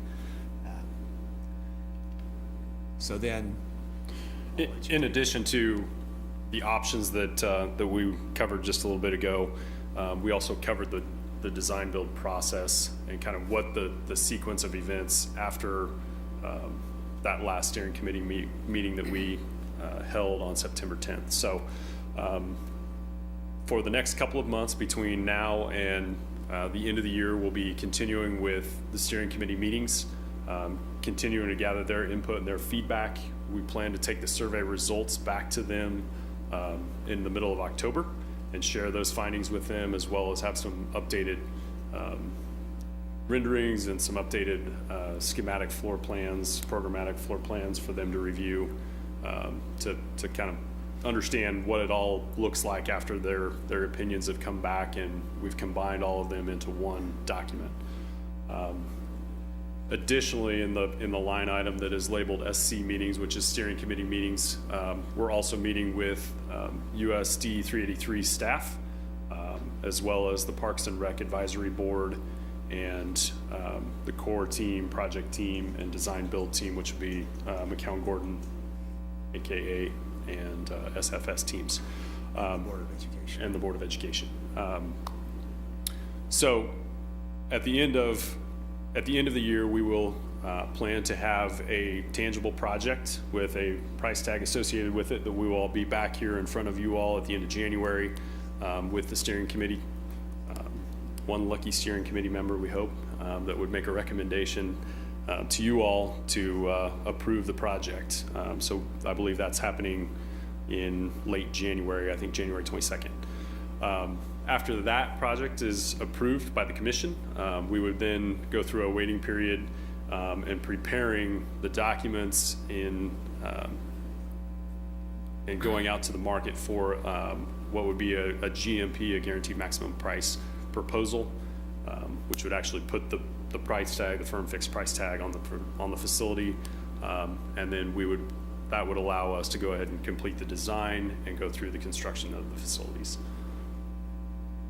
Well, it would come back to you in June Yes. for approval of the GMP and whether to move forward from that point or not. So that's kind of your go, no-go point. You'll understand exactly the cost at that point. So just to reiterate, here are some of the upcoming steering committee meetings. We've got another one coming up in the middle of October that we'll be back with all of those steering committee members with sharing the results. We go next week and provide a similar update to the USD 383 folks with the Board of Education and give them a similar update to what we're giving you all here tonight. And then again at in the middle of December, and then similar updates to the Parks and Rec advisory boards. And then, as we mentioned, January 22nd is when we'll be back here in front of you all for the approval. So we wanted to open it up for questions from the commission. If you all have any questions, comments, concerns. You go to, I think it's slide 8. Which slide are you looking for? Looks like the floor plan. Okay. One of the discussions that we've had is to kind of adjudicate the use between the children in the school and the adults or others who want to come use the facility. So I think the parking is a good step. I mean, I think both those concepts are sound, not only for traffic, but for separation. The way you have this drawn, can you describe how this might work? It appears that you've put some things in the middle. So can you describe kind of how that helps separate the two groups if necessary, and then how the public might enter that building? Yeah, and please bear in mind, the two images here are truly just conceptual to be able to show them something. It's not a design yet at all. But there's some thought obviously into it, and the way that we have, I guess, suggested or shown it in plan or in site plan view, this side would be the school side. So somewhere along this wall, or maybe the back wall here, would be the connection to the school, with essentially, and this is showing a 2-story version in each one, but essentially this wall being solid with, doors that access from 1 or 2 different points that would be locked and secure during the day or during school hours, but could then be opened up after school hours so the public could have access to the full gym. And I think that's one of the things that, at least so far in our survey results, the short track seems to be winning out over the long track. And that helps because on the long track, we'd have to do the same thing up here. We'd have to secure these so that during the day, public could use this, but in the evening. But so far, the long track has kind of fallen down towards the bottom of the survey. So this one makes it pretty simple to do. There would also be a set of restrooms available to only this side, and a set of restrooms available to this side, so that truly during the day, during school, be completely separated and no access allowed at all, with the doors being secured shut. So, and then the entry comes in, at least in this diagram, the entry comes in here. So you would, and you'd have your point person in the front there, but again, they wouldn't be able to go through those doors because they would be secured during the school hours. So they'd only have access to this half of the building, is the thought process behind it. Well, part of this too is weekend use, so you've got to, I like the idea of coming into a facility, because I've been in facilities where, like in the YMCA, one of the YMCA's in Wichita, you can come in the back door and don't have to go past the front desk. So I think this concept at least lets everybody be seen who's coming into the facility. Yeah. But if we're talking about weekend use, we've got to make the ability to open the whole gym available. Yeah, So it and that would needs be to the a little bit intent. flexible. Yeah, and that would be the intent, Yeah. is to have it be completely open on the weekends, to where those doors are opened up or folded back or And whatever. you can't get into the school. But you can't get into the school, correct? Good. So I have a few questions. How does this fall into the picture of the bond issue that's being discussed now? Does this have any, is this completely separate, or does this play, I bring that up because you mentioned security. Does this come into the current bond issue when they're talking about security? Are those just two completely separate? The school bond issue, not our sales tax bond issue. That's not what I'm talking about. Sounds like Jason might want to answer that. It's separate. Yeah. So they've highlighted some of the areas that might expand in both Eisenhower and Anthony, and they are separate from the facility we're talking about constructing. Some of them have moved. When we were analyzing both sites with Bruce, at the time, the expansion areas were different than where they're at today, which drove us really to locate those sites the way we did. Now that they've come with new expansion plans, it's allowed us some flexibility to move around on the site. But as far as both B options are actually more secure. Building A at Anthony was going to be a challenge. That connection Right. between the building and the potential building, or the existing building and the potential indoor center was going to be really problematic and expensive for us to accomplish. So by identifying where they are expanding, it's actually helped us. And that's what I know, my clarification in the sense that regardless of what happens to the school bond issue, this security is implemented with the sales tax initiatives that we put forth with the Parks and Rec. And that was important. Eric Reed was one of the first ones to speak up and say, you know, whatever we do, I want to make sure that we're not, you know, locking the school district out of the ability to do something in the future, whether this bond issue passes or fails or a future one. And so, you know, I think the way we've cited this, and you'll notice that between the two slides, the gray shapes are a little different, and we got permission from Eric to do that, roughly the same square footage, but just shaped a little differently so that it allows the building to connect more easily, and maybe make a little more sense in the arrangement that we have it. And the reason that we are talking with those groups as well is we want whatever systems we put in here to work and talk to the systems that they might put in. So that's why we're talking to maintenance staff and stuff from the school district, because they have their preferences. Right. And so No, we want to make sure I that, think it's essential that you talk to them. yeah, those systems need to work together. So that's why we're having those discussions. So you mentioned 4 basketball courts, and one of the things I envisioned, when Eisenhower and Anthony were built, they were built basically the same for equity purposes.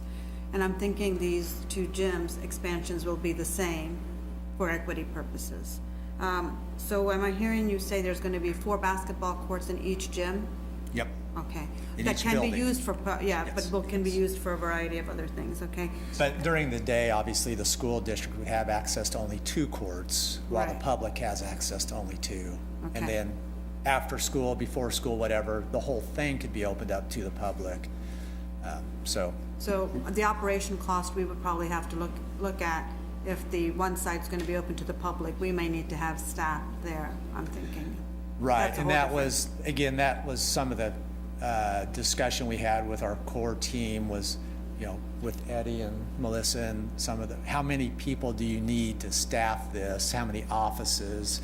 How much open office space? And we really tightened that down to what we thought was the minimum needed for them to operate safely in the facility, so. So some of the gyms that we have current, maybe not some, maybe I'm just thinking one, they have a electronic curtain that comes down and goes up. So that would not be a viable option for either one of these gyms. There's going to be center spaces with the actual rooms. Is that right? Yeah. At least in the design you showed us. Based on that concept, we're thinking that that is the best way, and Barry can talk to this a little bit too, but when you start getting into design and the footprint of the building, the simpler we can make that shape, the more cost-effective it is. And some of the previous images you may have seen showed a building with 4 courts right next to each other, and a lot of the amenity spaces may be poked out the front. One of the things we did in our presentation was say, well, gosh, if there is a security concern, a natural barrier would be to take some of that, pull it in, simplify the shape of the building a little bit, which helps with cost also, but then gives us that natural separation between public and school use. And so that's the way we've kind of been proceeding. Again, those are very conceptual, so it may change a little bit, but we think that that's one of the best uses of space, is to create that natural separation. And it had some other benefits, especially for the Eisenhower site when we were first looking at that, because the building that was always previously shown ended up impinging on this tennis courts they had out here, and it was going to cost $100,000, $200,000 just to move those. So by skinning the building up, we were able to, kind of snug it in here originally. Now, this option, obviously, we have to relocate it anyway, but with this one, we can leave those alone. And their practice field that is here, they've told us, well, we can just do it over here. We used to do it over here. So it's kind of worked out pretty well in that regard. So one of the things that the chamber is doing, they set up, I forgot the actual name for it, but Gail Urban is running this sports task force of sorts for competitive play. That's when the Field House project was working on all of those things that could happen for indoor facilities. Between her, Marcia Roselle, and Karen Hibbard, they're trying to figure this out. I don't know if they are part of the steering committee, but I do think they need to be at the table because of the middle section being what it is. I wanted to know if there's ample space. Should there be a gymnastics tournament or a wrestling tournament, or how all of that works into the spaces that we're discussing at this point? Yeah, and I think Gail is on the steering committee, so Marcia is not, but Gail is, and obviously, yeah, Gail started the whole Right. ball rolling years ago. So she's mentioned a lot of those things, and I wouldn't anticipate any issues with having those types of tournaments that are out of the ordinary sports-related tournaments, wrestling and gymnastics and There's so many types that, badminton, yeah, there's so many types who that knows come up. what other kinds. So I think our goal with all of this, and that we keep reinforcing with the steering committee, is we need to make these as amenity-rich as possible and as flexible as possible, because none of us know the next pickleball that's going to come up in 5 years. And so, we just want to make it as open and as flexible as possible, and have enough storage that, the next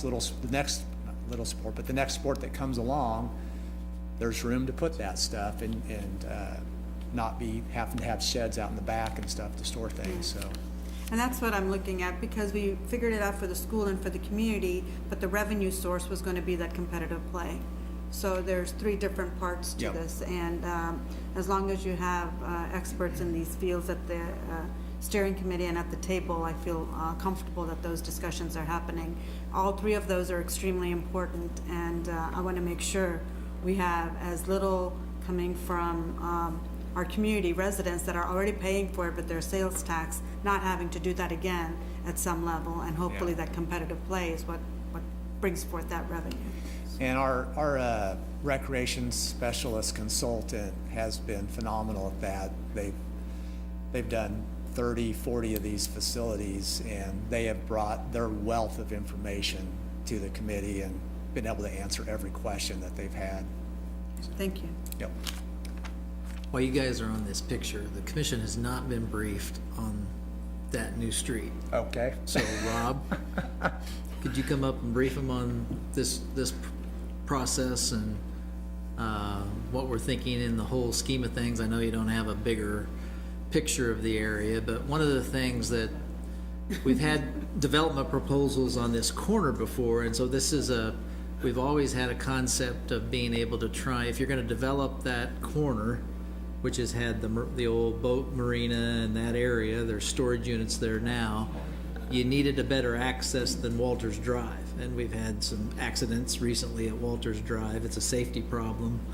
And so with as you might recall, Walters Morgan Construction, who's a primary owner of a lot of that real estate there, has bought land in the industrial park out by the airport. So they anticipate marketing their land for that aspect of thing, which helps us in our whole potential for further development of this particular area, as well as improving safety. I know Rob's talked about possibly getting some KDOT safety grant money to put controls on Walters Drive by creating this alternative route to the signalized intersection. So there's an introduction for you. Thank you. And most of your presentation. Thank you for the short notice opportunity.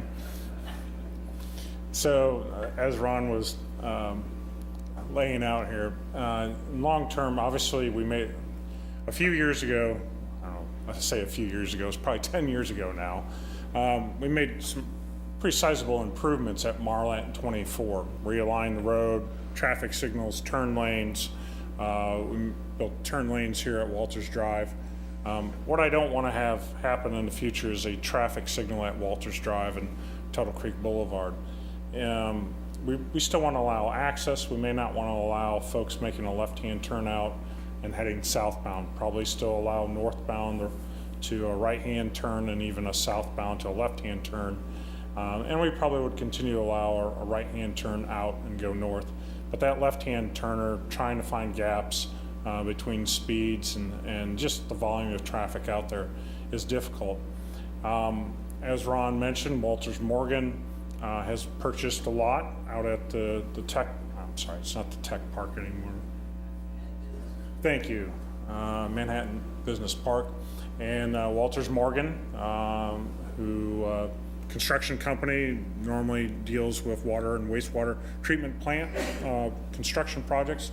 They'll be leaving the site, and what we have looked at and been discussing with SMH, which is part of the team for this project, is connecting and basically extending Kirkwood up to Marlat. There would be some turn lanes we would have to build on Marlat, and that would allow, instead of buses using Walters Drive to exit, or even when you hold events here, that allows out-of-town folks to use traffic signals to exit and head on to wherever they came from. So that connection, there's definitely some stormwater challenges that we'll have with the project with Marlat Ditch, but working with SMH, we think we've come up with a concept and a cost estimate, and we'll actually be bringing before you all a scope of services to move into design for that. So that's something that's kind of come out of discussions and just concerns that engineering and Public Works has had for this area. It also allows for, if there is redevelopment here, folks to be able to use that traffic signal or still use this intersection. But folks that are exiting, there's lots of capacity with that traffic signal. And then, as you know, Marlat Avenue has also been upgraded to a 4-lane as well, and we'll have better flow and intersection improvements at Denison as well for folks that want to head south. So I don't know if there is any questions or anything about that. We're really kind of working through those concepts, and we'll be bringing that scope and fee before you. I think unfortunately, I couldn't be at some of the meetings, but my understanding is that the school district was pretty pleased with the idea of this roadway being here. Obviously, it would change. We wouldn't want to keep that connection right now. It's a horseshoe. As you can see, there's a horseshoe, so that portion would be disconnected and would come into that new roadway. So we would have less connection points on Walters Drive. Mayor? Will it be two-way? Yeah, it would be two-way, Not most just likely one? no parking. Would be a public street. Roadway width, we haven't really debated that yet, but probably at least 27 feet back to back. So if you have 2-foot curb and gutter, that gives you two 12-foot lanes. But we most likely would not want to have any parking on that. That way we have free flow. What's the kind of the feasibility of timing here? Building the road versus building the gym? Timing. Huh? Yeah, we probably would be done with the Well, I road. was gonna say you can build the building before you build the road, but it has to be finished before you get the building done and opened. Yeah. Probably the most difficult challenge, honestly, is going to be spanning Marlat Waterway, dealing with that 100-year in the floodway. We'll have to go through some iterations in the design to make sure that we don't create a rise condition. We want to make sure we're not creating a constriction. So that'll be part of the engineering technical challenges that we'll have with this project. That's probably the most complex, honestly. Also, there's right-of-way negotiations. We're talking, I want it to align with Kirkwood. I don't want it offset. I want it to align, and we're gonna have to purchase some right-of-way through Walters Morgan there. so that we can accomplish that. We don't want offset intersections. I think it'd be interesting to maybe see a couple of points here in the future, and that is the alignment of timing with this and with the finished construction of the gym, and then kind of how we're gonna pay for the road. Yeah, stormwater would, so when we did the Marlat Bridge on Casement, the Stormwater Fund funded those improvements, and we would probably target those funds for the bridge or the box culverts that would go in there, and we probably would have to bond that. So we'll have to look at the impact to Stormwater Fund. And then the rest, like I mentioned, like Ron mentioned, we're gonna go after a safety grant because we've been talking with KDOT, and they kind of like the idea. Again, we need to submit it with crash data, speed data. We would be compromising, giving up something here at this intersection in terms of access control if they were to participate for the road portion. So just like the north end, we go after grant dollars in every corner that we can, and we would have to, I think your point's well taken. How do we fund the remaining road portion, and what's that impact to the bond and interest fund? I think the residents in that area will be pleased also. We receive a communication about every 6 months from somebody pleading with us to do something about that Walters and Tuttle Walters and 24. intersection. Yeah. Adding a traffic signal and this close is not something I'm interested in. Yeah, I agree. I understand, but it's just that you've come up with a solution is what's important. And again, that's why we kind of looked at Kirkwood. It's a distance set enough away from 24 and Marlat. It allows for redevelopment, to use the Marlat traffic light to come down. Again, there's a lot of capacity on Marlat, the side streets. So. Commissioner, we'll have more information on the 23rd for you when we consider a scope, but I just point out, we've got a project hold period, and really all of 19, there's no construction. We don't start construction until March of 2020, so we feel like there's an opportunity in the calendar year of 19, potentially, to get to a point where we're constructing that road. And I actually had a meeting today, and the KDOT representative, the grant manager, she did not receive very many applications across the state for federal safety funds. And she kept looking at me like, do you have any more locations? I'm like, well, I have a process I have to follow. Yes, I do have more locations, but we obviously submitted one that we had brought into, which was North Manhattan, for the coordination of the traffic signals in conjunction with K-State. This would be another one that we probably would submit again, pending your all approval. Full speed ahead. Commissioners, any other questions? Thank you for the opportunity. Thank you for the opportunity, Ron. Thank you, Rob. Glad you're here. Okay, so, any more questions for us, I guess, on the process that we've been through so far and what the remaining schedule is for the project? I think we just appreciate the update. It was a big deal to pass that sales tax, and I think we just are interested in an update periodically to see how things are going, so we can speak to the public that asks us, so. All right, thank you both very much. You bet. Thank you.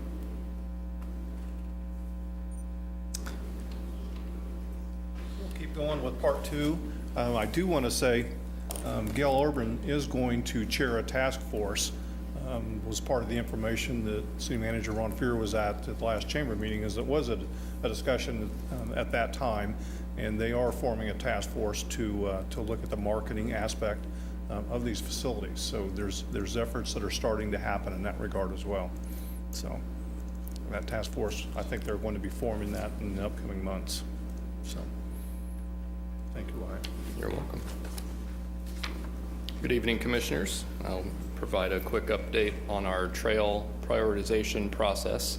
I'm Wyatt Thompson with Parks and Recreation, and Eddie kind of covered this. I think we kind of know why we're here. This is a slide we actually showed to the public during some public information meetings we held leading up to this meeting tonight. And so, we have some dollars to spend on trails, and we want to make sure that we're using those dollars to maximize the local dollars. We're pursuing grant matches to use these dollars and extend the local dollar even further to build more trail than we might otherwise be able to. And so what I want to focus on tonight is really our process to identify those most important projects. This has been a partnership with city staff, community development, Public Works, Parks and Recreation, as well as with the MPO to identify kind of how we would identify those best value projects that would create the biggest impact for pedestrians and cyclists in the community. I do want to mention real quickly before we get into the details of the process, we had an intern this summer, a planning student from Iowa State, Chuck Clutho, who worked with us over the summer on a lot of this process. He was very passionate about bicycle pedestrian issues, brought a lot of information that he had worked on in Iowa to us, and so I think he did an excellent job. He's back at school now, but I just wanted to recognize him for his assistance this summer. So community engagement was a big part of the process, and just hearing from residents what they thought we should do in terms of priority. And so as part of that process, we conducted intercept surveys where we had volunteers at trailheads, and they stopped people as they walked or rode their bike by and asked them a few quick questions about their experience on the trails. We did this in 2016 as well. We conducted 262 surveys in 2016, and we conducted 251 surveys here in 2018 and received feedback from the community that way. We've also set up trail counters to count the number of people that are walking or riding by. In 2017 and 18, we've done that at 44 locations, again in partnership with the Flint Hills MPO, in order to kind of gauge our usage of the trails. And it's been really, really great to finally actually know on an average daily basis how many people are utilizing the trail network. We also launched a program called Trail Talk Thursdays, and so we divided the community up into 5 sectors based on neighborhood areas, and we had a meeting in each one of those neighborhoods and invited residents to talk to us about what walking and biking was like in their neighborhood, what they'd like walking and biking to be in their neighborhood, as well as the city overall. And we had some good attendance throughout those meetings. Some were lighter than others. The Northview area was actually very well attended, very engaged residents there providing some input to us. So we held 5 of those through July and August, and then we held a 6th one, Trail Talk, at Third Thursday downtown, and we had about 100 parents and kids and adults stop by to play some games and talk to us about trails and some other park projects and master planning efforts that we had. So again, just a good opportunity to reach out into the community and find out at that neighborhood level kind of what the issues are and what vision folks have for trails and connectivity. We also had an interactive online map that we promoted at each of those events, as well as through online, email, Facebook type promotions. This was a map people could log in and then place points or draw lines where they had issues, where they wanted us to draw attention to, maybe an intersection issue, or some place where the trail was confusing, or a route that there was no trail but they'd like us to build one. And so we had 108 people participate in this online map, and they identified 82 routes or locations, potential projects, and then you could also go and make comments about other people's ideas, or give a thumbs up or a like to those ideas. And so we had 92 different comments that came out of those different points, providing us additional feedback on, yeah, I agree with that, and oh yeah, by the way, this is also a problem. And we provided you a copy of that feedback in your packet, in your mail folder packet that kind of outlines, so you kind of see the type of information that we were receiving. All of that information is tied to specific locations. You may not have gotten that necessarily from reading the comments, but we have that geographic data to back up where, so when someone's talking about, you really need to put a sign here, we know where they're talking about based on the information and feedback they gave us on the map. So lots of projects that we heard about. So this map shows the community identified projects. So if it was mentioned at one of those opportunities, the trail talk, the online map, the surveys that we did, all of the yellow lines are potential new projects that the community members identified for trail expansions or new connections that were needed. What was shown up there represents 47 different trail routes, about 46 miles, and so an average of a mile a segment. And then, this map, the bright yellow identifies city identified projects. So over the past year or so, or multiple years, I guess, as we sit around and think about ways to connect things, we have come up with these 22 projects representing about 12 miles of trail. And if you flip back and forth, you can see there's some overlap between where those are, but the community obviously identified additional connectors or links. Sometimes, similar corridors, maybe they were a few blocks over than we were. And so that part of the process we think is very revealing. I guess one of the other things that came up during the sales tax education period, as well as through this community engagement process, has been the idea of a city loop.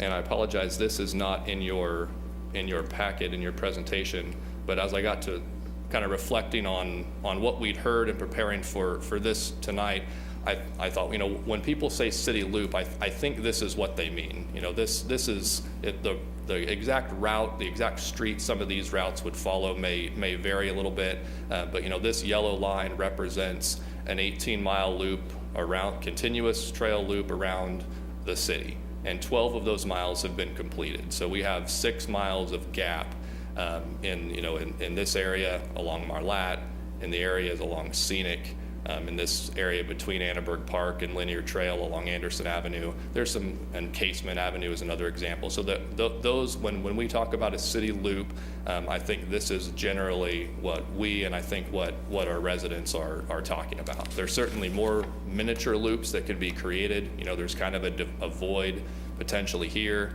And there's certainly cross connectors that would happen throughout the middle. But these, that loop certainly shows up in various forms between the orange and the yellow lines that the community or that staff have identified.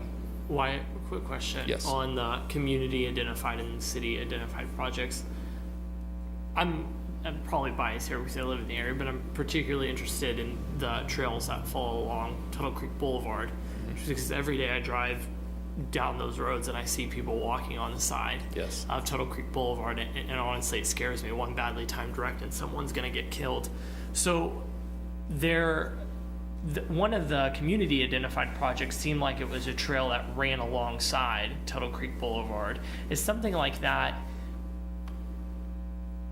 I don't know how, is something like that even possible? I hate to build a trail next to such a major road when essentially we're then encouraging people to walk next to the busy road. Yeah, they'd have a cleaner path to walk on, but unless it's like a protected area, it seems quite dangerous to me.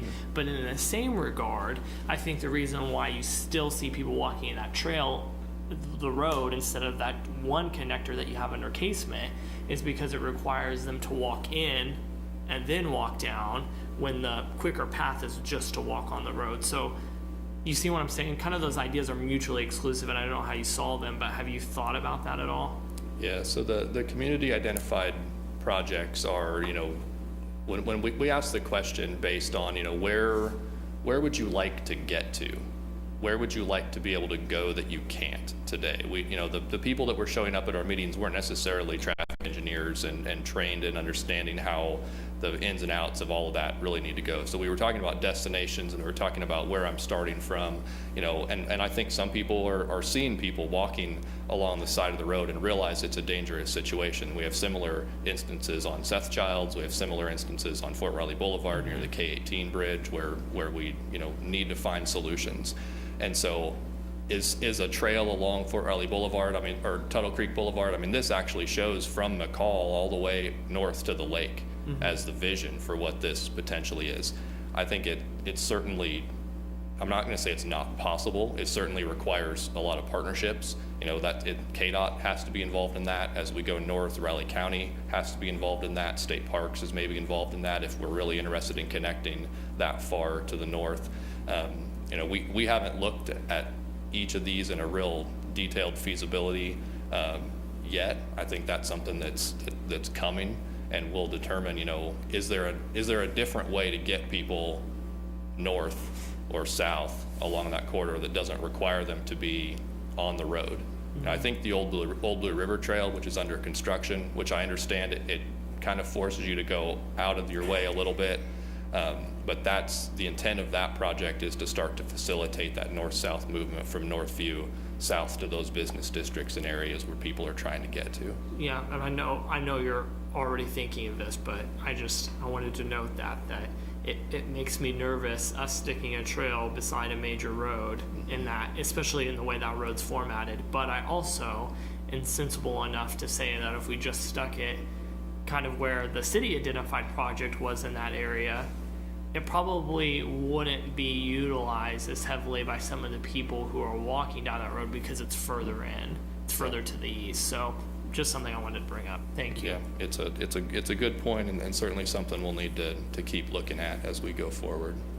Let me ask you, I'm having trouble with your color coding here. What is purple? I'm sorry, the purple are existing trails. Okay. My number one project would be down along Fort Riley Boulevard, just to the east of the east side or the west side market. That to me is where the most people are walking and the most people are the most exposed. And recognizing that we're waiting for the bridge, I think we can do something east of that bridge that makes it a heck of a lot safer to get to 17th Street, for example.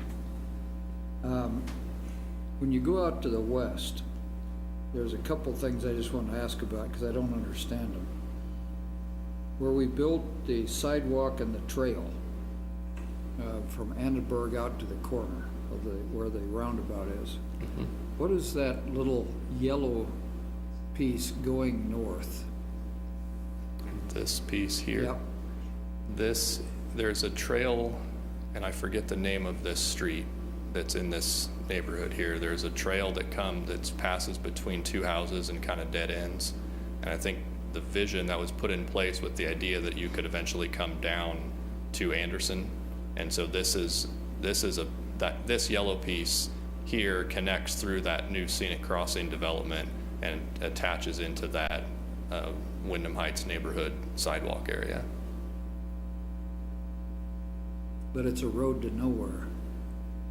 That's what I want to, when you go through these steps of your process, that one is a road to nowhere.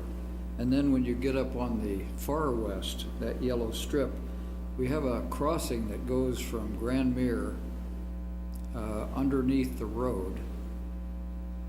Here? Yeah.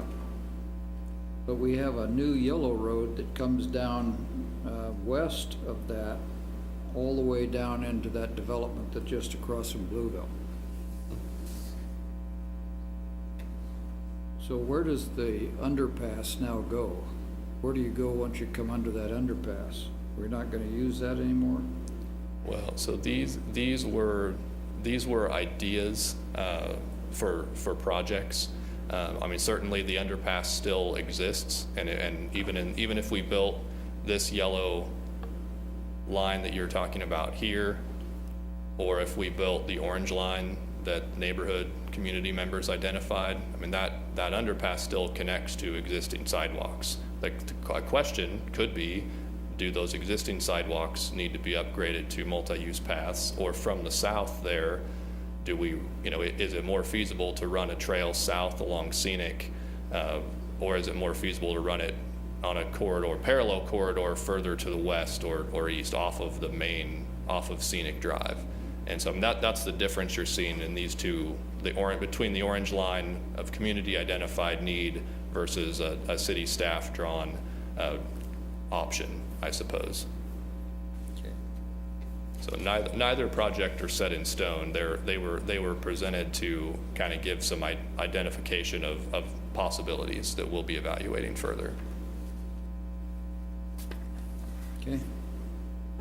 I had the same general question on the next slide. Is that purple already, when you're talking about sidewalks, is that purple existing? Purple are existing trails. The orange bubbles are quarter-mile buffers from parks and recreation facilities, and the red are gaps that exist within that sidewalk gaps that exist within that quarter mile of a park. And the idea with mapping these is to identify barriers that may prevent people from walking or biking to one of those park and recreation facilities. Not to say that we would build sidewalk where every one of those red lines is, but in terms of, is there a key sidewalk in one of those neighborhoods that people could funnel to that would facilitate their access to City Park or Annenberg Park or one of the other parks or facilities? And some of these are already on the list to be filled with sidewalk gap projects. Some of these are potentially on the Safe Routes to School project list as well. So this is part of an analysis to figure out, are there key gaps that could be filled that are not already identified and funded with those other means? Can you also kind of explain our existing rationale for the difference between sidewalks and trails and whether or not they're duplicative? For example, we've got a sidewalk on the north side of Anderson and a trail on the south side. So when we design this, I'm not sure we could do both, but I think the more prudent course is to make sure we have one to get all of the people who need to go to a particular place the easiest way to get there and the safest way. So what's the current thinking here on the difference between a sidewalk and a trail? Well, certainly a trail is going to be, well, it depends what kind of trail we're talking about. If we're talking about a multi-use path, we're going to be wider, where it'll be 8 to 10 feet wide to facilitate two-way bicycle traffic or larger groups of people. And so linear trail, or the new trail that passes out to on West Anderson, Knox Lane, various projects like that. Sidewalks are typically going to be narrower, 5 or 6 feet wide. There are some that are 4 in places. Obviously, if you have a larger, downtown has wider sidewalks for different reasons, but that are not necessarily trails. I think our current development strategies would be that, we require sidewalks in subdivisions on one side of the street. On larger roadways, we require them on both sides of the street. I think what would facilitate a trail versus a sidewalk is looking at that destination and looking at the numbers of people that could be funneling to those points, and what's their purpose in going there. I think if we look at the loop concept again, trying to make the circuit around the city, we'd want to identify those areas where we have existing trails, and then we have either nothing or we have sidewalks, and how can we provide that recreation or transportation link between those different segments. And are all the trails going to be concrete? I think that's to be determined. We've heard feedback both ways. We have folks that appreciate the hard surface trails. They appreciate the year-round access on those trails.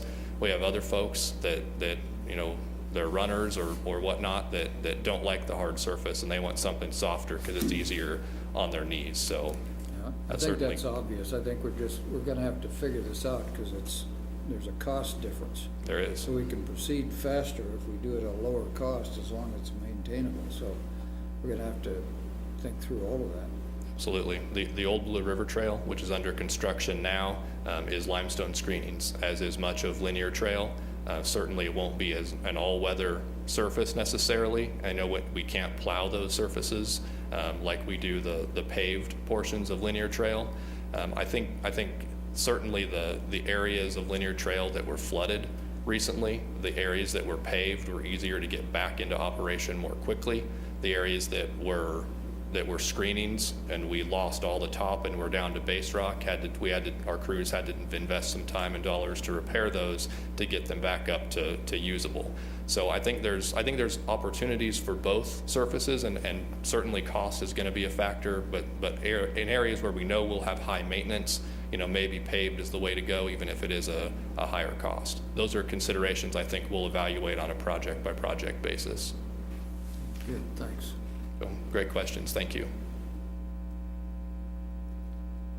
So in terms of evaluating those projects, we've identified a scoring system that will allow us to hopefully find the project that creates the biggest value for the community. Obviously, we have more projects than we have funding with this sales tax, and so how do we prioritize those dollars, but also going forward for future CIPs, future grant applications, how can we prioritize those as well? And so we have 4 categories that we've looked at. And first, we look at kind of the context, where is the trail going? And so we look at what kind of amenities we can access with that trail, whether it be parks and recreation facilities, schools, employment centers, business districts, the destinations where people might be trying to get to. And the more of those we can access with this trail project, the higher that trail project would score. We look at things like equitable distribution of those trails in terms of access for low, moderate income individuals, and so areas that are low, moderate income census areas, could potentially score higher than other areas of the city. We look at how many people, in terms of population density, how many people can access those trails, and then we look at existing infrastructure. So if it's an area where there are no sidewalks or no pedestrian infrastructure today, that scores higher than if we are upgrading an existing sidewalk to a multi-use path versus filling gaps. And so each one of those each project would be scored through all of these criteria and then multiplied by the appropriate multiplier, and then we'll total up those points at the end. If you take all of the dead-end streets and the cul-de-sacs out, doesn't that simplify this map a lot from some of the sins of the past when we didn't put sidewalks in at all? In terms of this map with the Yeah. red, it potentially. I mean, there are maybe some that involve children and going to school and that kind of thing. And then there are others that are so short, like 8 houses or 6 houses, that it seems like the street is so little traveled to get out away from through the cul-de-sac or the dead-end street. I don't know.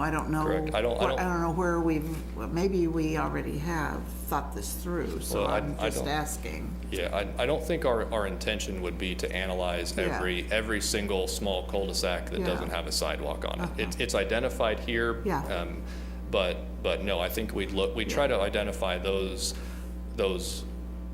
areas where we're collecting more people, and can we funnel those people on a certain street to a park? Not necessarily are every. those safe routes to schools, have they pretty much been resolved, or are they buried in here too? They may, if they overlapped a park service area of a quarter mile, there may be safe routes to school projects identified in red here, yes. Okay, all right, well, okay. And we wouldn't fund those with sales tax. They would stay on the track they're on, but those would drop them out of our evaluation for this. It's just been a long time since I looked at this, thank you. So the second area that we would evaluate on is based on need, and so we'd look at things like, how many new miles of trail are built with the project, how much does it shorten your route from point A to point B using the new trail versus using what you can use today. Does it eliminate barriers? Does it allow a safe crossing of an arterial or a creek or a river, something that people physically can't cross today safely? Does it connect the city in some fashion, either completing that loop or connecting to multiple trails to add to that, miles of connected trail for recreation or transportation. How does it deal with intersections and intersection safety and the level of improvement that would be added at those specific problem crossing areas? And then some other general safety items such as lighting, buffer between, can we provide a buffer between the roadway and the trail, or is this trail or sidewalk right on the edge of the street? And then just how suitable is that for that casual user, that those folks with families, with a stroller, a C-level kind of type cyclist, how do we make it as family friendly as possible and score those projects more highly? Wyatt, on some of these, do you see a more of the, more of the pedestrian signal lights coming up in some of those intersections as we start to look at our trails more?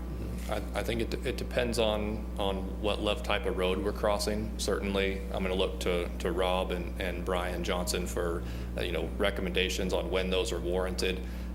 The Old Blue River Trail, for instance, is crossing Hayes Drive, and it was determined that we needed, due to the speed and volume of traffic on that road, we needed a signal there. There were some that were just installed over by the high school as well. The Hawk signal at Annenberg Park to cross Anderson Avenue. I think there are certain criteria that have to be met in order for that type of signal or those options for signals.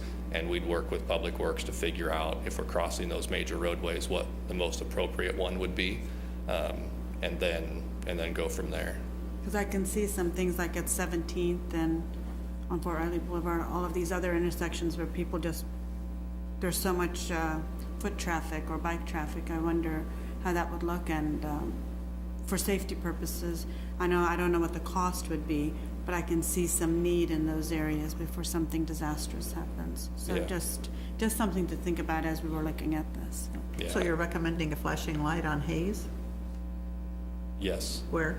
At the point of entrance, just south of Keesman and Hayes? Yes. As you enter the new trail? Where the Old Blue River Trail crosses Yeah, okay. Hayes and near the parking lot for the Yep. linear trail, there will be a new rapid flashing beacon to help pedestrians or cyclists cross.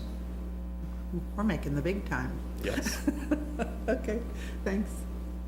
The third area that we look at is feasibility, and this has to do with kind of a high-level view of constructability. So from an initial standpoint of the project, do we think there's going to be significant amounts of earthwork, significant issues with utilities or drainage or roadway improvements that are required?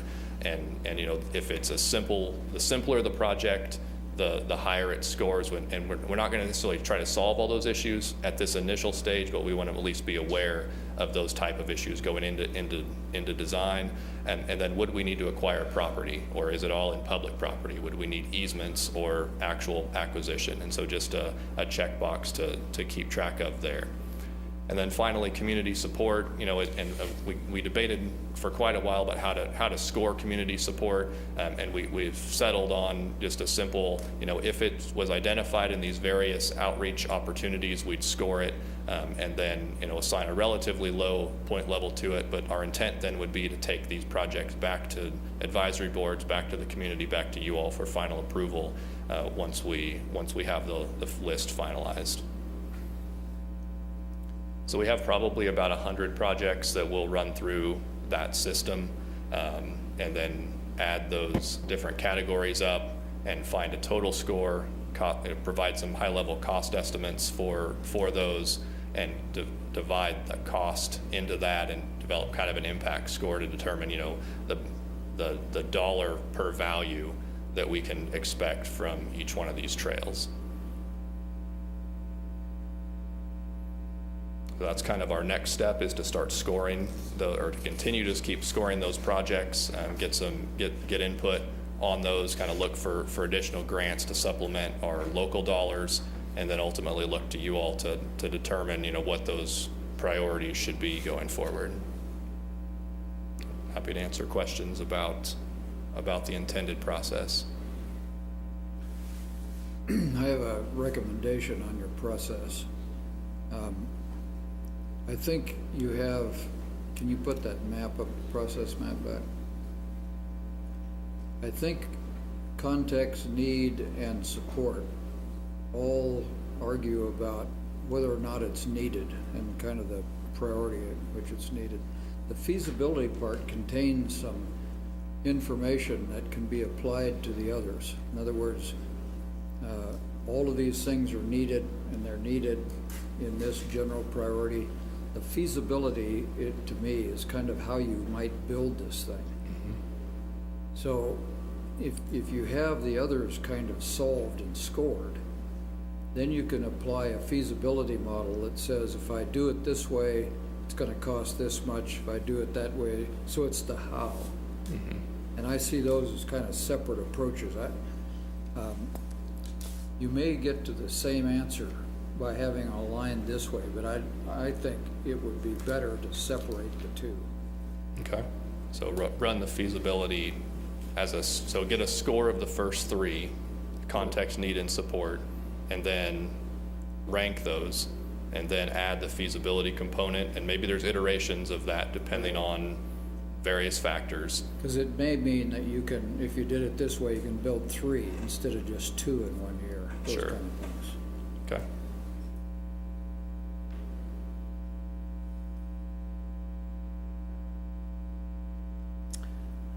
Well, I think we're looking forward to the priorities that come out of this. I think That'll be very telling. I think the community is looking forward to that Yeah. as well. We're working on that now, and we'll have that list of projects back out for everyone to review as quickly as we can.